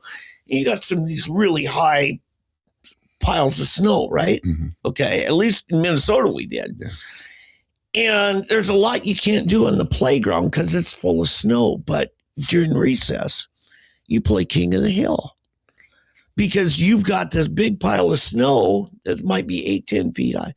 And everybody down at the bottom is all organized and united. They need to take out the guy at the top. But eventually, when you get to the top, you have to turn on all of your allies. Right, because you're the guy that everybody's trying to get off the hill. That's the principle. During a revolution, you get a lot of allies. This is true politics. Eddie, you and I have seen politics at the grassroots level get really dirty once people start getting power and like the power and want more power. They will take you out. Not that you did anything wrong, but they feel threatened by you. Let's use this opportunity to switch gears again. Okay. I think we've beaten this horse a while. So let's bring it back to local. Yeah. We've got the school board elections coming up here pretty soon. And we've got two now, what we would consider conservative candidates, Alina Ashley and then Michael Phillips. Yeah, Michael Phillips. Running for separate offices. Right, separate offices. And so and apparently Alina is in a fight. And of course, Michael has a hard battle ahead because an incumbent. He's taking on an incumbent. Right. A very entrenched incumbent. Right. Who beat out Tim Harris last time. Yeah. But see, the tough thing about it, the way I see it, Alina, I think, has a little bit more of an advantage from the area she's in. Mm-hmm. Michael's area is the same area, basically, that I ran in. Mm-hmm. And it is very entrenched Democrat, and not only Democrat, but apparently from what I understood later, I heard that most of the retired teachers live here in this area. Yeah, but or not just teachers, but people that work for TPS, basically. But I got to say, the district goes all the way over to the river because I'm in this district too. Oh, okay, that's interesting. Yeah, it's basically south of I-44 down to about 71st Street, Memorial to the river. Oh, that's interesting. Yeah. Yeah. So it's but that's a pretty liberal area. Let's just say that. Yeah. I mean, south of 71st, it's more conservative. There's not look at our state legislature. All the seats in this area are all controlled by Democrats. Yeah. And 10 years ago, they were all Republican. Yeah. So it's serious. Right. It's because the Republicans have all fled to the suburbs. Tulsa's become a Democrat island. Yeah. Yep. So anyway, but that is coming up. And then, of course, the gubernatorial elections and national elections. Well, no, it's state elections. The big state elections are all coming up this fall. Yeah. And we've got, what do they call them? Is it a hassle of, or what is it? When you got a lot of people, that old country term. Well, basically, let's just put it, a lot of candidates now running for governor. Yeah. And you and I, we heard a couple of them about a month and a half ago, I guess. And sometimes, and the reason I'm having a hard time right now, people, is because I'm trying to be kind and respectful. Yeah. But at the same time, get this across. There are some people running, let's put it this way, there are some people running that, in my opinion, should not be running. They have no business running. And the first thing to turn people off is when they get up and say, God told me to run. Right? Yeah, I have run away from those people. Well, and you were there, I think, at the meeting when there were two people that God told to run one after another. And I said, okay, now he told you two to run. And I think one of them even hinted at or alluded to the fact that God told them they're going to win. Mm-hmm. So as soon as you hear that, it's like, shut. Oh. I mean, and I could feel it in the room. You could feel it in the room. The people just instantly shut down. And so my advice to anybody that's running for office, don't blame it on God. Yeah. Don't blame it on God. Yeah. Show that you're a Christian and that you're a godly person, and let them figure it out. And basically that you're not going to win without their help. God, they'll see whether or not, God was really behind the candidacy. Let's run through the candidates for governor. Of course, Gentner Drummond's one of the big names on a lot of money. He's currently Attorney General. The former Speaker of the House, Charles McCall, a lot of money, banker from Atoka, I believe. And everybody thought those. We had a fella come in here, Mike Mazzei, former senator, financial wizard. And I think he's really needs money. Yeah, he's really picking up the grassroots support. Right. Yeah. I'm very, very impressed with what his campaign has done. We've had Scott Merrick, very much a anti-abortion activist. That's a big issue for him. You know what? Driving out of my neighborhood, one of my neighbors has his sign. So, there's always been one of those, whether it was Dan Fisher or what's his name, Crawford. The last time, there's always been somebody that's just tried to capture that energy of the very staunch anti-abortion activists. And so Chip Keating, Dan Keating's son. I'd say he's probably in the top 4. Yeah. Yeah, I would say Mazzei, Keating, and then McCall and Drummond. Right. Those are, to me, the top 4. I think you're right. And then you're going to get a couple others, But now, for lieutenant governor, big name that's come in. Of course, Cindy Byrd had always said she's running for that. She's our state auditor, terming out of that. So it's musical chairs. You get it, guys? Musical chairs going on. So T.W. Shannon just announced. Yeah. And I will just tell you right now, I expect I'll be supporting T.W. I'm not a Cindy Byrd fan. Just not. The way she went after Epic and scolded them for doing what she, not doing what she wanted, only to find out what she scolded for, she would have been breaking the law. She done it. So, Epic has been railroaded. Oh, yeah. I agree. And they still haven't gone to trial, even though they've had indictments and they've had, attacks from Cindy Byrd and others. It seems to be more of a thing, hoping that they can destroy it without having to take him to court. And I have to say, it's not Epic that got indicted. It's the two founders, David Cheney and Ben Harris. And now that David and Ben are no longer running it, Epic is falling apart. It's really gotten bad. Yeah, it's dwindling. The teachers industry, public teaching, and the whole structure, all that, they felt threatened by these two geniuses. Yeah. And they had to shut them down because they're making them look bad. That's all it is. So for lieutenant governor, the two big names, Cindy Byrd and T.W. Shannon. Attorney general, there's just one, and that's John Eccles. We've had him in studio here. I really think John's got it hands down and should. I have that much confidence in him. Beyond that, there's labor commissioner, insurance commissioner, and I guess there's probably going to be a corporation commissioner. But really, the big three: governor, lieutenant governor, attorney general. Oh, and superintendent John Cox is running again, and I don't know what kind of competition. Evidently, one of the things Stitt said when he appointed somebody to take over for Ryan Walters, he wanted somebody who was not running. That was interesting. Wanted kind of a placeholder. Wanted somebody who was a professional at running. Oh, you're talking about that? That's who he put in place now. Someone that's now running. Yeah. No, that I commend him for that.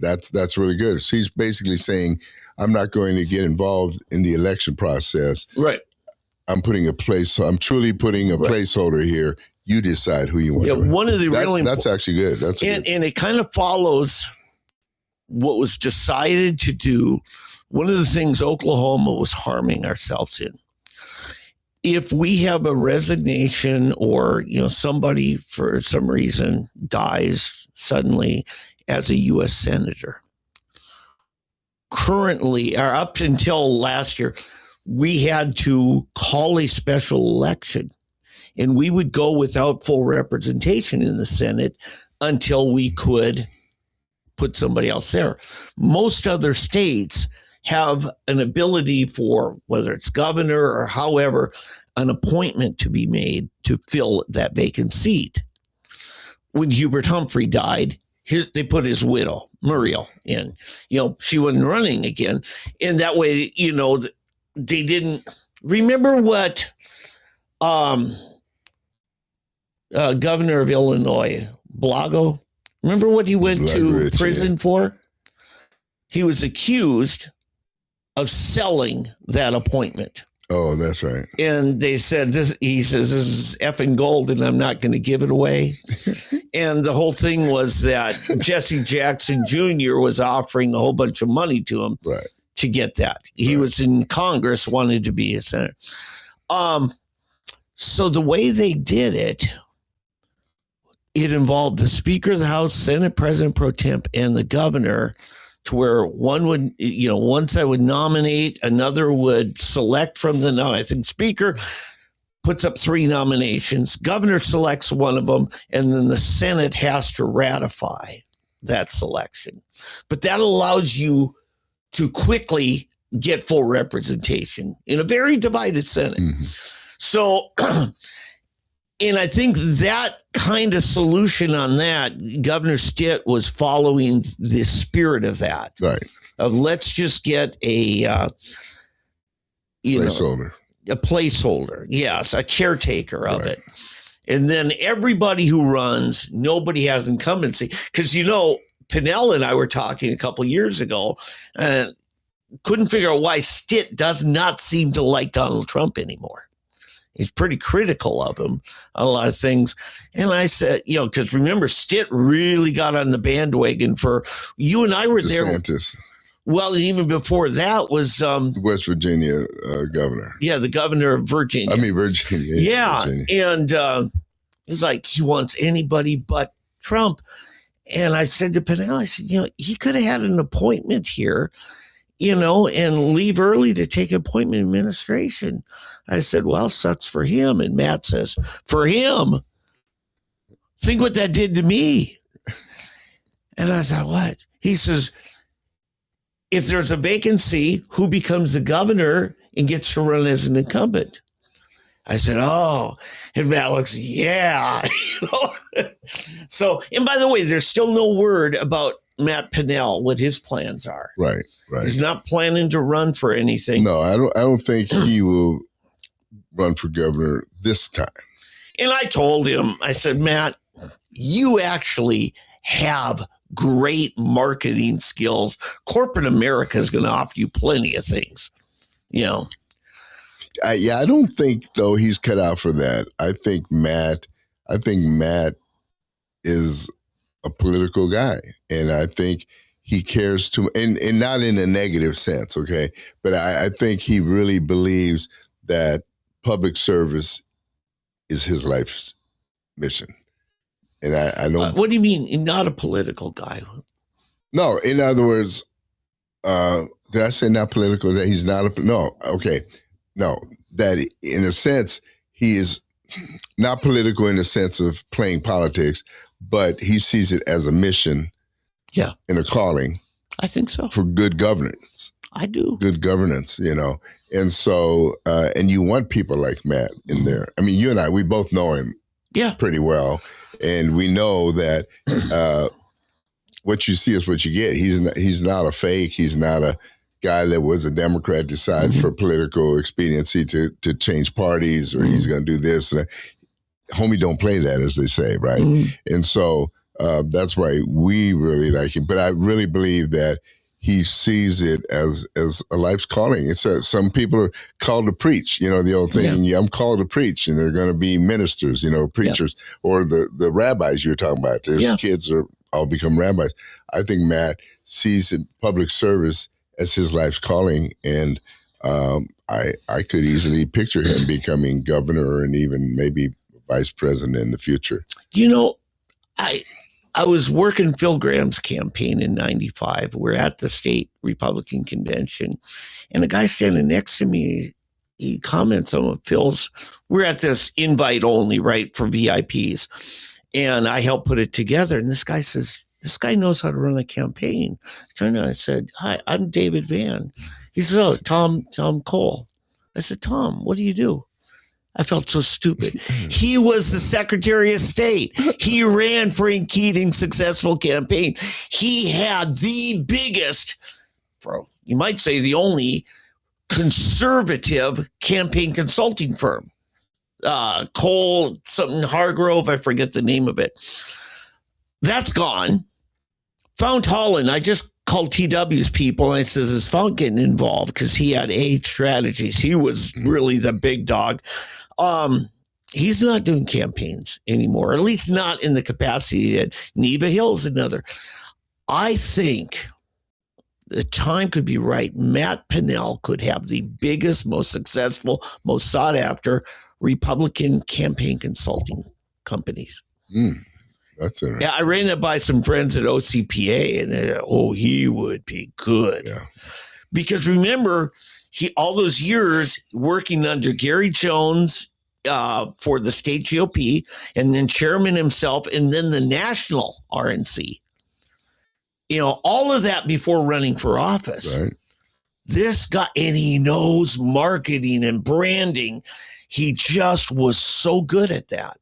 So I'm saying, Matt Pinnell, we need some new blood in campaign consulting with Neva and Fount and, and Tom, the Cole operation. They're all kind of, their time's done. Yeah, I think you're it. All right, let's close out here today with some sports. Yeah. I just found something out, Eddie. What'd you this find? Week, a sports prognostic, I think it was on ESPN, said that the NFL during the offseason is going to consider replay for certain penalties. And they said it's going to be penalties involving player safety. Oh yeah, like hits, hard hits, and yes, face masking, ripping their neck around. To me, they should go back to the pass interference. See, I think, Eddie, here's my take on it. Every NFL player is now going to go to acting school because that's what'll trigger it. Is, like the NBA? Yes. It's all drama and that. But see, because they're putting on an act, is likely what's going to trigger it. And, how do you as a referee say, well, I missed it. I didn't call. No, do a replay. Like in soccer, taking a dive. Yeah. Oh, yeah. You see it happen. But even then, and then it rolls 5 times. If they didn't see it, they're still not going to call it. But now we're saying you can go look at the film. Right.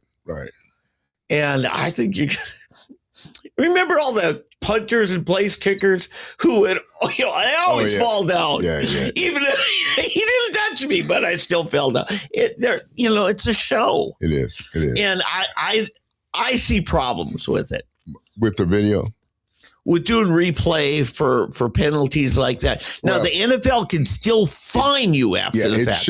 It shouldn't take as long as they seem to decide whether it was a catch or not. I mean, it's pretty easy to see if somebody's faking or not. I hope they don't take. Now, they have improved on that. There are certain things where upstairs they can do something really quick, even though there wasn't a challenge. Right. So they do get, but if they didn't call a penalty, and obviously the guy got targeted and now he's unconscious, what do you do? Yeah. And I mean, they want to protect their players. The owners have a vested interest. I mean, how much are they paying Dak? Prescott, yeah. I don't know. He's like getting $60 million. I think was it 4 years for $240 million? $60 million a year. See, this is where the Tom Brady strategy really is the best. Tom Brady specifically was never the highest paid quarterback in the NFL because he wanted to always have the best people around him. That's important. And in Dak, that's stupid. He may be the highest paid quarterback, but he doesn't have the people. He will never be a Super Bowl champion. And the reason is they can't afford to put the players around him to make him the Super Bowl champion. Right. It's just how it is. Pat Mahomes is not the highest paid quarterback in the NFL. Yeah. And he's smart in doing that. So these guys that are out come on, $40 million a year, $60 million a year. What difference does that make? I mean, really, in essence, right? Right. The guy who's getting $60 million, he's going to pay more taxes on that, probably 50% of that than the other guy, okay? And so, and then in the end, what ends up happening, he's shortcutting what they can pay the people to make him even bigger, I mean, the smart thing to do is take a low cut, take a cut in your salary, keep it low. I mean, within reason. Workman is worthy of his hire, but the better team you have, then you make your money doing commercials and stuff. Well, yeah, that's the owner's strategy, and you have to have cooperation from the quarterback. Like Peyton Manning, he always took his linemen out to lunch at least one night during the week. You got to have them passionate about protecting you. Because, I mean, Tampa Bay could have done so much better, but their offensive line sucked. Baker Mayfield did not have good stats this year because he had no protection. It really matters. By the way, I do want to get into college basketball a little bit. Okay. You and I are both Big 12 fans, right? Right. Okay. In the Big 12, football wasn't all that great for Big 12, except for, of course, your alma mater, Well, I think BYU and Utah had great seasons. The problem is all three of those had to play each other this year. They should have had BYU in the other side or Utah to where they could go through that and then do an East-West kind of thing. Right. Yeah. I don't like the way they do it. But anyway, go ahead. Yeah. So, because I know what do we have? 4 teams in the top 10? Well, yeah. Number 1, Arizona. Okay. They're still undefeated, 20-0 at the time of this ranking. Then you've got Big East. You got Michigan from the Big 10, Duke from the ACC, Nebraska makes it number 5, Big 10, Gonzaga from some little podunk thing, in Michigan State. I don't know. They played each other yesterday, didn't they? Who, Gonzaga? Michigan State. Oh. Huge rivalry. But anyway, then you get to Iowa State 8. Number 10 is Houston. Number 11 is Tech. Go Raiders. And 13 is BYU. 14 is Kansas. Iowa State in there still. Yeah, Iowa State was the top of the big number 2. Number 8 on the rankings. Okay. So we got number 1, number 8, 10, 11, 13, and 14. You know who's conspicuously missing? Kansas. Kansas is 14. Oh, they're 14. Okay. Yeah. So they're top 22 too. Okay, good. Right. Yeah. Yeah. Now, SEC is very much missing. You don't have an SEC team until you get to number 15, Arkansas. And it's Arkansas. Yes. Now, right after that, there at 18, you got Vanderbilt. Then 19 is Florida. And then 23 is Alabama. So SEC is dogging it on basketball. As you know, they aren't doing it. So ACC, they're the traditional powerhouse. The ACC, in ACC, you've got Duke and North Carolina, and then actually you don't have it until you get to 16. You got North Carolina. So ACC really only has Duke. That's interesting. In that top echelon. Now they've added Louisville there, so they're number 20. Virginia 17. Miami. And then Miami is 24. Oh. Clemson's 22. Oh. So, so, now that ACC's expanded, they've got a few more in there. But, SEC is really dogging it. Now, they've been pretty good, How about the Pac? There's no Pac. Yeah, there are only two teams in the Pac. Big Ten, the BIG. Yeah, the Big Ten. Now, they're actually doing pretty good because you got Michigan number 3, the Michigan State number 7, Nebraska number 5. Right. So see 3, 5, and 7. Right. And then number 12, Purdue. So there you got 4 just in the top 12. And then you don't have, that's it. That's it. So you got the Big East has got, some representation. And I'm trying to think, there was another one. Butler, I think. There's a few others, from the smaller conferences that are doing pretty good. Tulsa has had actually a pretty good year in the AAC, but not enough to get them in. So... Oh, something we haven't talked about, I don't think yet, is the new coach at OSU. Did we ever talk about that? North Texas coach. Right. Yeah, you followed him a little bit this year, didn't you? Yeah, but mainly, they I think they lost in the championship, but they had like only one loss the whole season. Lost to Tulane. Right. And but what I was going to say is he is another Leach product. Yep. He was a wide receiver. He and Wes Welker were both on the same team with Cliff Kingsbury back there, way back in the beginning. It's interesting that Leach Tree, if you look at college football, all of the coaches, and there's a couple of them in the NFL. Wes Welker, for example, is the receiver coach now for New England. Yeah.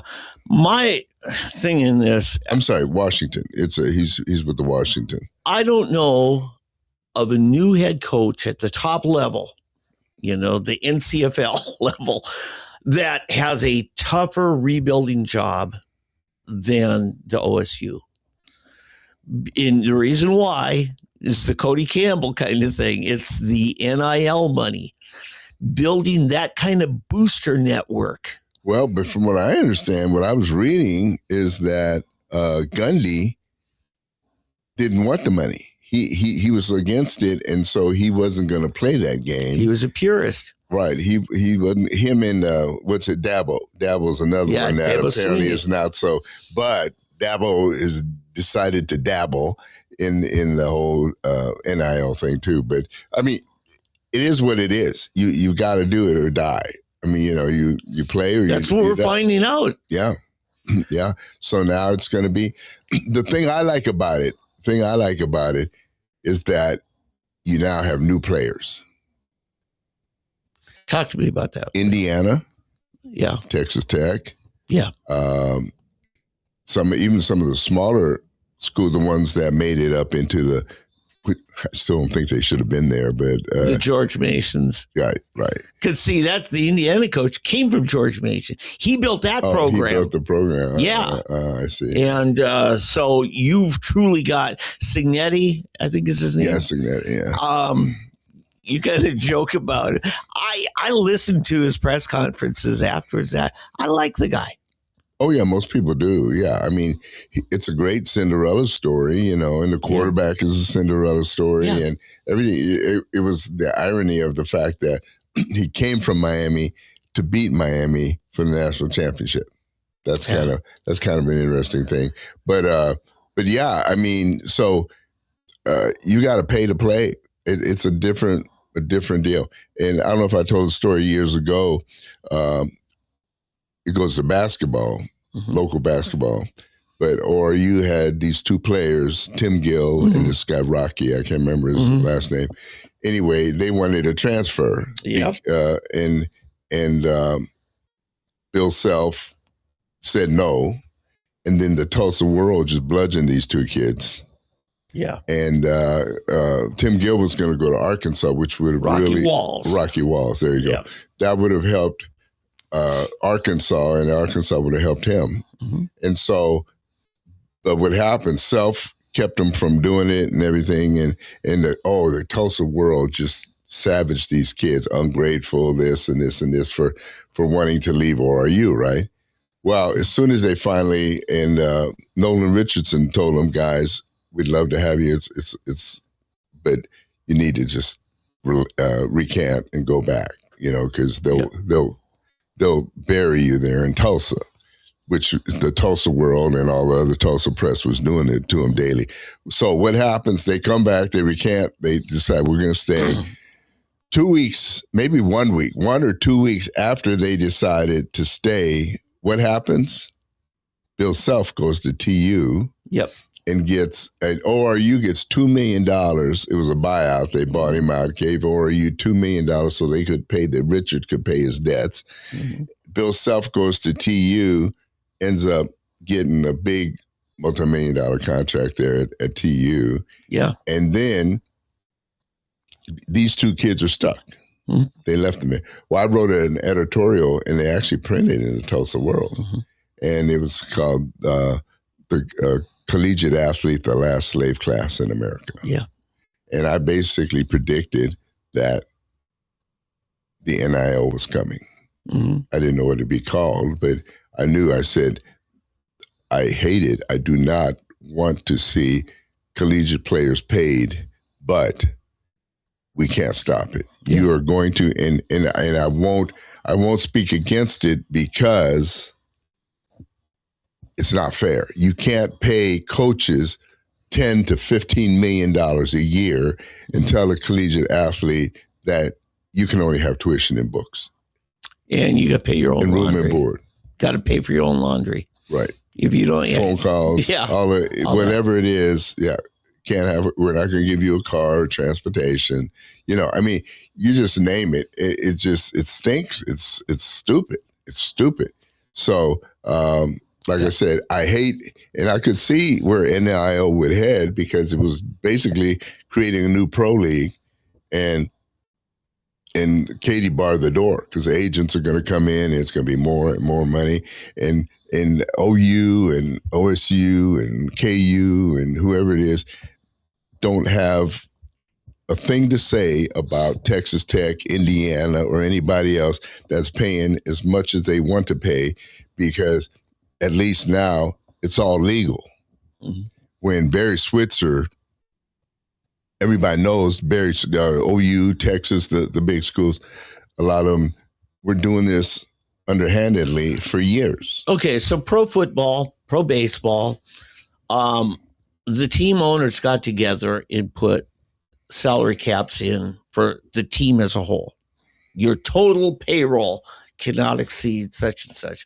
Because otherwise it was George Steinbrenner basically made the Minnesota Twins his farm team, And so I'm wondering. The salary cap. Could you see that happening in the NCAA? Something has to happen. I don't know what, but something has to happen because, I mean, see, the way Tech did it, here's the good thing. Here's the good thing they did. They set a rule that every player on the team gets $100,000. Yeah. So, I mean, imagine. So that's going to draw some people right away that may be less known on a team, but have potential to come.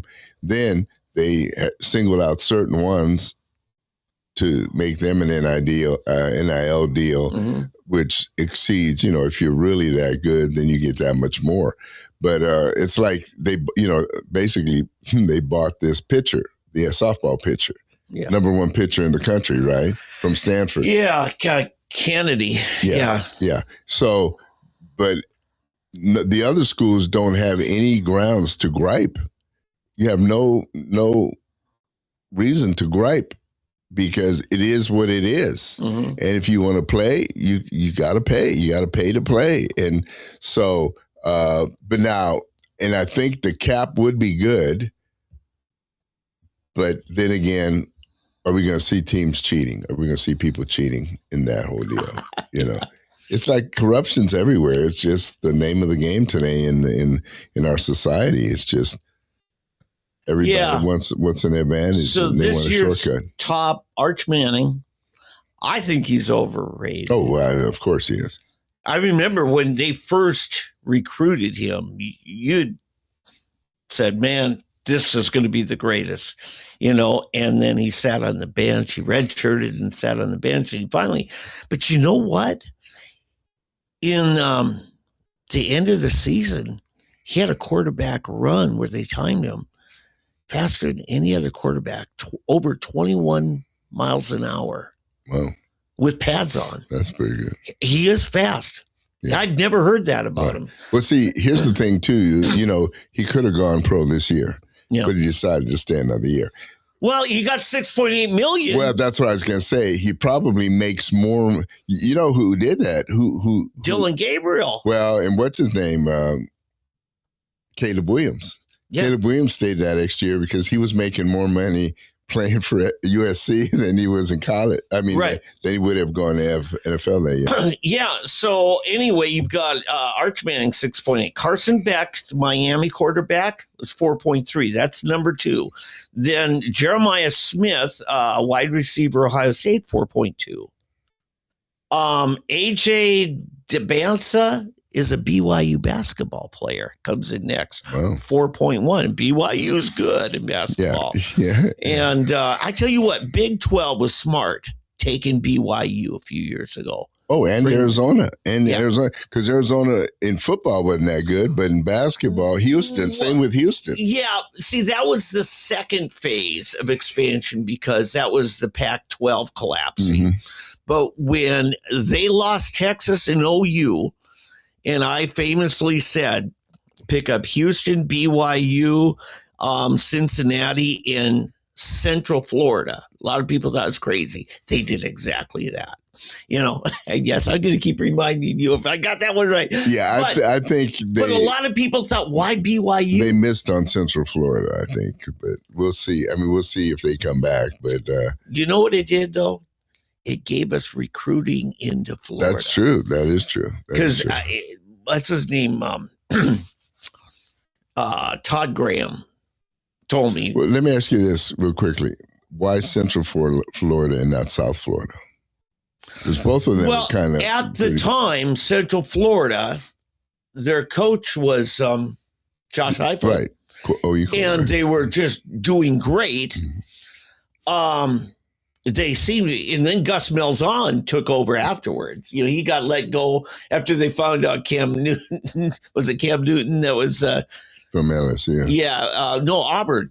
No, but I mean they stole him from LSU because he was going to go there, but they offered him more money. Yeah, it made Gus Malzahn look great. Made Todd Graham jealous too. He admitted it to me. But anyway, but Todd said, here's the top 4 states for recruiting high school players: California, Texas, Florida. And he said, then there's Ohio / Western Pennsylvania. Not all of Pennsylvania, but Western around Pittsburgh. Yeah. Joe Montana's from there. Yeah. So you want to have a way to have exposure and recruiting into those areas. So anyway, I'm just looking at Clemson quarterback, Penn State quarterback, Arizona State quarterback made this. You know who I don't see? How about Cincinnati's quarterback? Because Tech stole him from Cincinnati this year. Didn't make the top 10. But what I don't see is Fernando Mendoza in there. So, well, Fernando, though, is kind of a sleeper. Remember, he played for like 3 different teams, and Indiana just happened to get him. And I just think he believed in that coach. And vice versa, of course. Because that coach recruited him to George Mason and then took him with. See, that's Indiana. Yeah. And you listen to that press conference after the game, then they won the championship. Yeah. And I mean, those players love that coach. See, and that's the thing with OSU. You know, they got their coach, and he's bringing, they have one of the top quarterbacks in the country. North Texas did. Yeah. And so he's coming. And the receiver, and one of the receivers is coming. Right. And probably a few more are coming from North Texas to OSU next year. Remember Deion Sanders, when he took over Colorado, brought 77 players. Right, but they not all from where he's at. Right, but the players that he brought, in fact, I think only 2 or 3 came from Jackson State, which is a D3 school. Well, his 3 kids, it's 2 boys plus his adopted so-called son. Yeah. And but he won the Heisman. I think that Jacksonville might have gone on had he not been injured. Branch. Jeremiah Branch, the other kid that from Colorado. Okay. He didn't play in the playoffs. Yeah. Because he was injured. Yeah. And I think if they had him, that they might have. Yeah, but I can't wait to hear how the new coach does for OSU. But I just know it is such a big job. Yeah. Because when it comes to NIL and a network of boosters and that, Gundy didn't leave anything for him to build on. No. But if he's as good as, he was with turning North Texas around. Yeah. And he gets some of the NIL behind him, some of that oil money from OSU. I think the Big 12 is going to be a conference of the future. Yeah. And people are, it's sad. I mean, to me, Texas and OU are still Big 12 teams. Yeah. I mean, I just can't get that out of my mind, them being in the SEC. It's just weird. Yeah. I've got a customer that he's an orthodontist. His son was safety for Oklahoma State.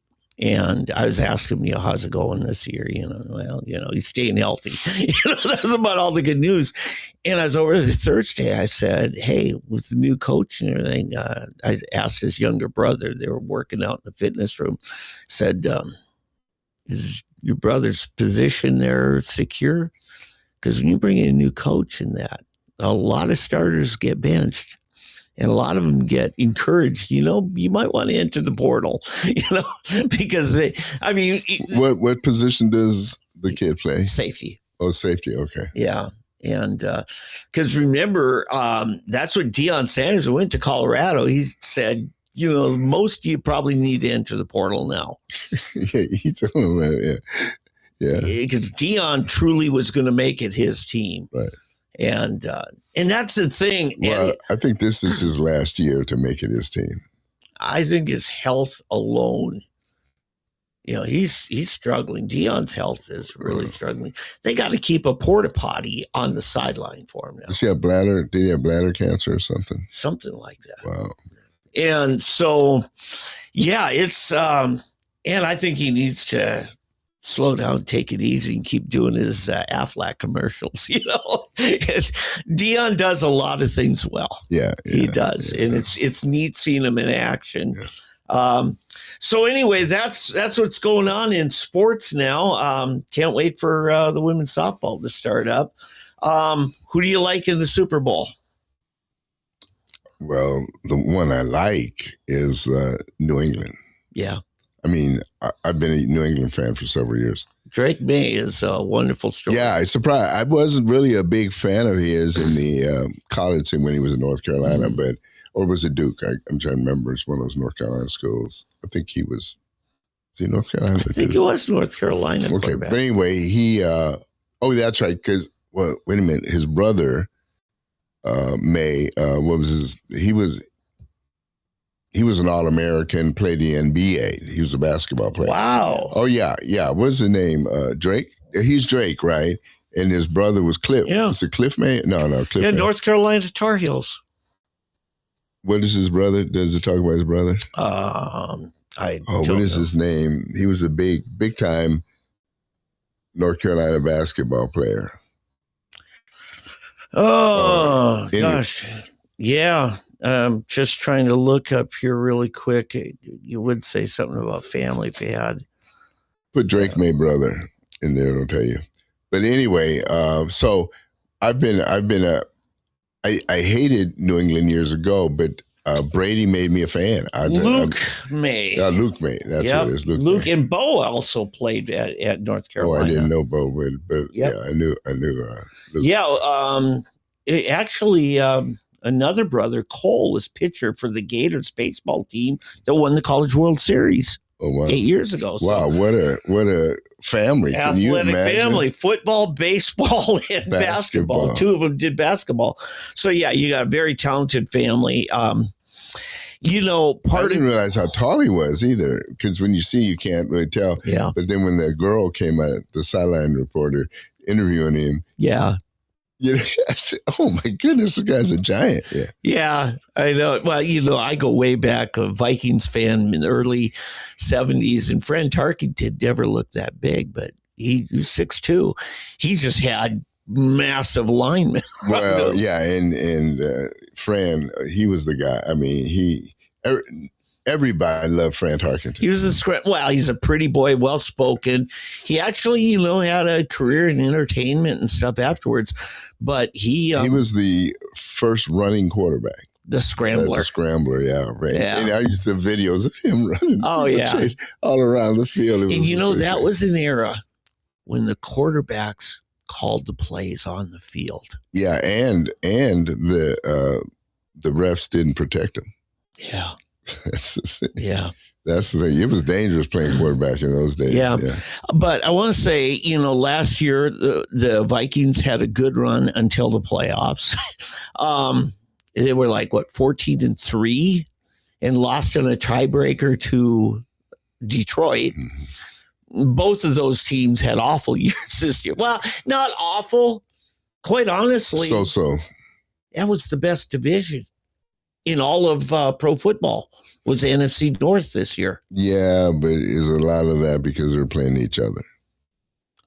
The last place team was the Vikings at 8-9, just under 500. Right, but half their season was playing other teams outside the conference. Right, but what I'm saying is, when your worst team is at just about 500. Yeah, that's true. That's true. Because there were some real dog divisions.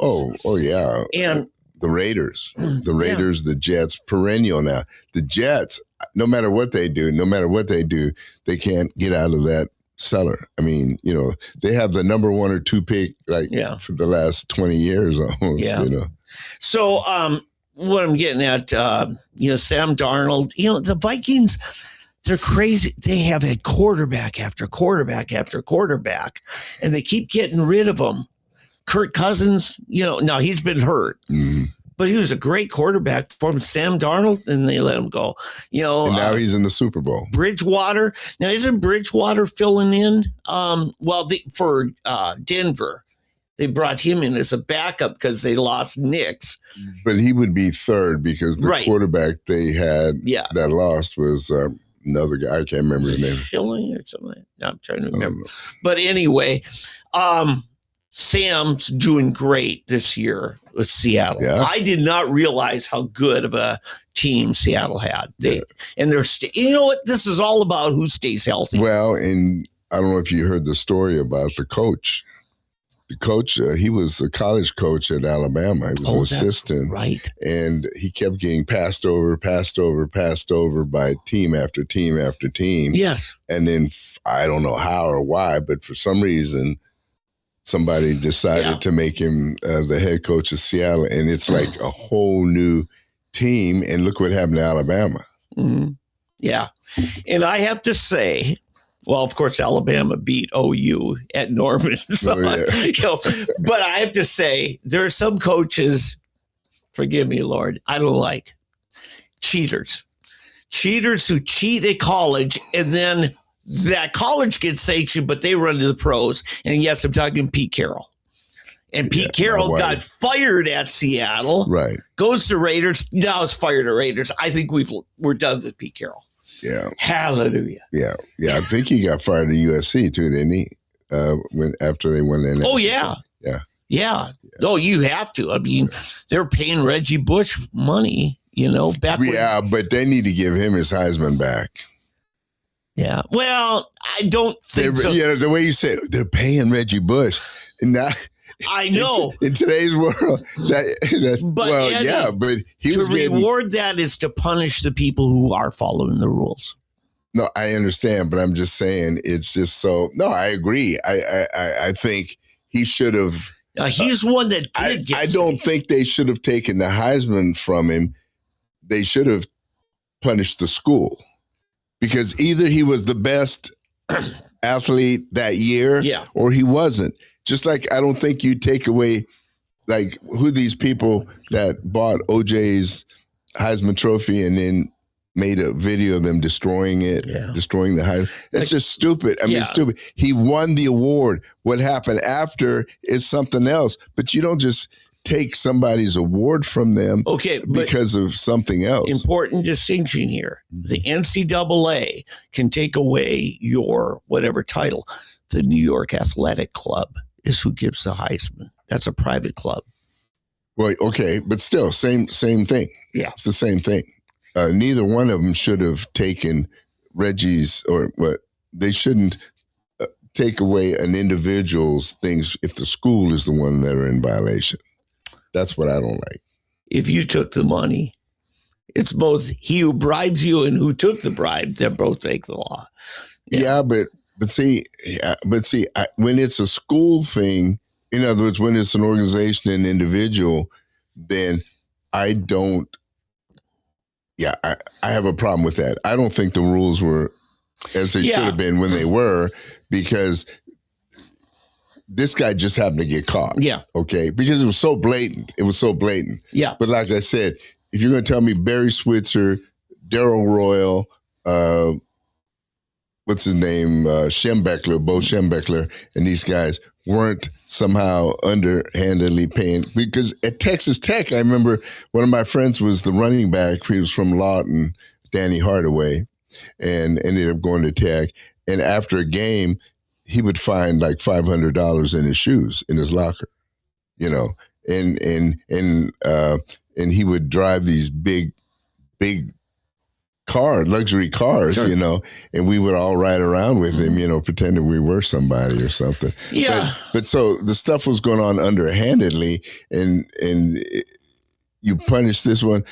When Michael, my youngest son, was at Georgia Tech, the receiver, I can't remember his name. He's still a great big time receiver now in the NFL, but somebody decided to give him a set of warm-ups, and they just gave them to him, but he never accepted them. I mean, when he left him hanging in his locker room, in the locker, and yet the NCAA come in and decided to punish Georgia Tech because somebody gave this kid this thing that he never accepted, but they singled out Georgia Tech. And you have Alabama, Georgia, Florida, all these are, that's just picking on one conference that they let skate with stuff. It's just. I tell you one. That's a real problem. If you're going to have rules, follow the rules and hold everybody to the rule. There are times when you punish an athlete, but not the school. And I'll tell you that Bill Blankenship, your friend, had told me about this. He said, when you're a union football program, he said, and you've got success, he says, everybody wants to come to your program, including people who they're not qualified according to the OSSAA rules. And he said, you have to research and dig and find out. Because remember the kid that got Trimble in trouble? Right. Yeah. And there are times when a player will selfishly risk taking down the whole program for his own opportunity. You see, that's another example of law versus grace, that Trumbull deal. What happened, the kid's mother, somebody gave her a job. They moved over into the district. No, you're thinking of somebody else. I'm thinking about the kid that came with his aunt from Virginia, from military school. You're thinking of a kid from North Tulsa. That's funny. Yeah, the Virginia kid, I don't know if you know this. He came to Union. First he was at Union, and then all of a sudden, next thing you know, he transfers to Jenks because he felt they had a better program, or some of his parents or somebody did their research and decided to have him move to Jenks. Yeah. Okay. See, I do remember. That's way back. That's a long time. Right. Now, David Alexander, I was talking to his wife. She was fit to be tied. It all started because some kid who was going to be starting receiver got benched for this kid from Virginia to become the starter. And they're the ones that blew the whistle on it. And now David got punished, but for something totally different. And that was David coming forward saying, yeah, I helped a kid. He was sick for 3 weeks and found out his single mother didn't have heat in the house. Now, is this the one from North Tulsa? You're talking about which kids are the North Carolina? I don't know where it's from, but or Virginia. But this was at the same time as the Virginia thing. Oh, okay, yeah. Where the school he was in BA. Well, David was the assistant at Jenks. Oh, he was the assistant. Okay, and his son was the standout center, which is top. Jake. But anyway, they just cast a broad net and asked him any question. It's almost like a lie detector. Have you ever seen in your life? Well, David's going to say, yeah, I did. But a year later, I'm talking to him and his wife and their kids. I said, so what'd you learn? And he said, I'd do it again. He said, well, wait a minute. I would go tell the athletic director what I'm going to do, and then I'd do it. Because to him, it was the godly thing to do. Right, sure. And so I didn't have a problem. And the kid was a freshman. He wasn't starting. And he just offered his mother a job to work it off and paid her less than he was paying me to do the job. It was just cleaning up construction sites because he was a home builder. Ever since he left the NFL, he was Randall Cunningham's center for years at Philly. Oh, wow. So that was David. Yeah. He quit football because he wanted to walk, because he had 2 knee surgeries and to watch so many of them. But so there are times when the football program, the school, is truly a victim. Right. Oh, yeah, sure. It happens all the time. And it's the ones who should get in trouble that don't, and the one because they're shrewd about it or sneaky, and whatever, or they have the clout to bury it. That's what ticks me off about the NCAA. See, there were things going on when I was telling you about the Georgia Tech situation. There were things the SEC was doing, Georgia Tech's ACC, but they're doing SEC, Big 12 or Big 10. I know we're doing some things, and nothing to see here, move on, kind of thing. Hey, listen, we better wrap up at 2.5 hours. Next week, we plan to have Dave Bond from the OCPA, Oklahoma Council of Public Affairs, which is the premier think tank and probably the biggest influencer on our state legislature. He's going to be talking about their agenda. He's going to be talking about a move to put in our Constitution a forever climbing minimum wage. That's going to be discussed. Yeah, something we didn't discuss today is that apparently they have gotten the number of signatures on a petition to add the amendment to make a nonpartisan statewide election. Yeah, what we call jungle primary. Jungle primary. One primary with everyone. And now Dave Bond said, and he'll talk about more, but he says expect that on the November ballot. Right. Oh, yeah. But this minimum wage is probably going to be on the June primary ballot. But we're going, and I want to bring this up, we're going to have to go into action to stop the jungle primary. That every state that has done it has never had a Republican governor ever since it switched. No, Louisiana is. Louisiana has become more conservative. And they were the first to do jungle primaries, and California is the next one. California's gone the other way. Right.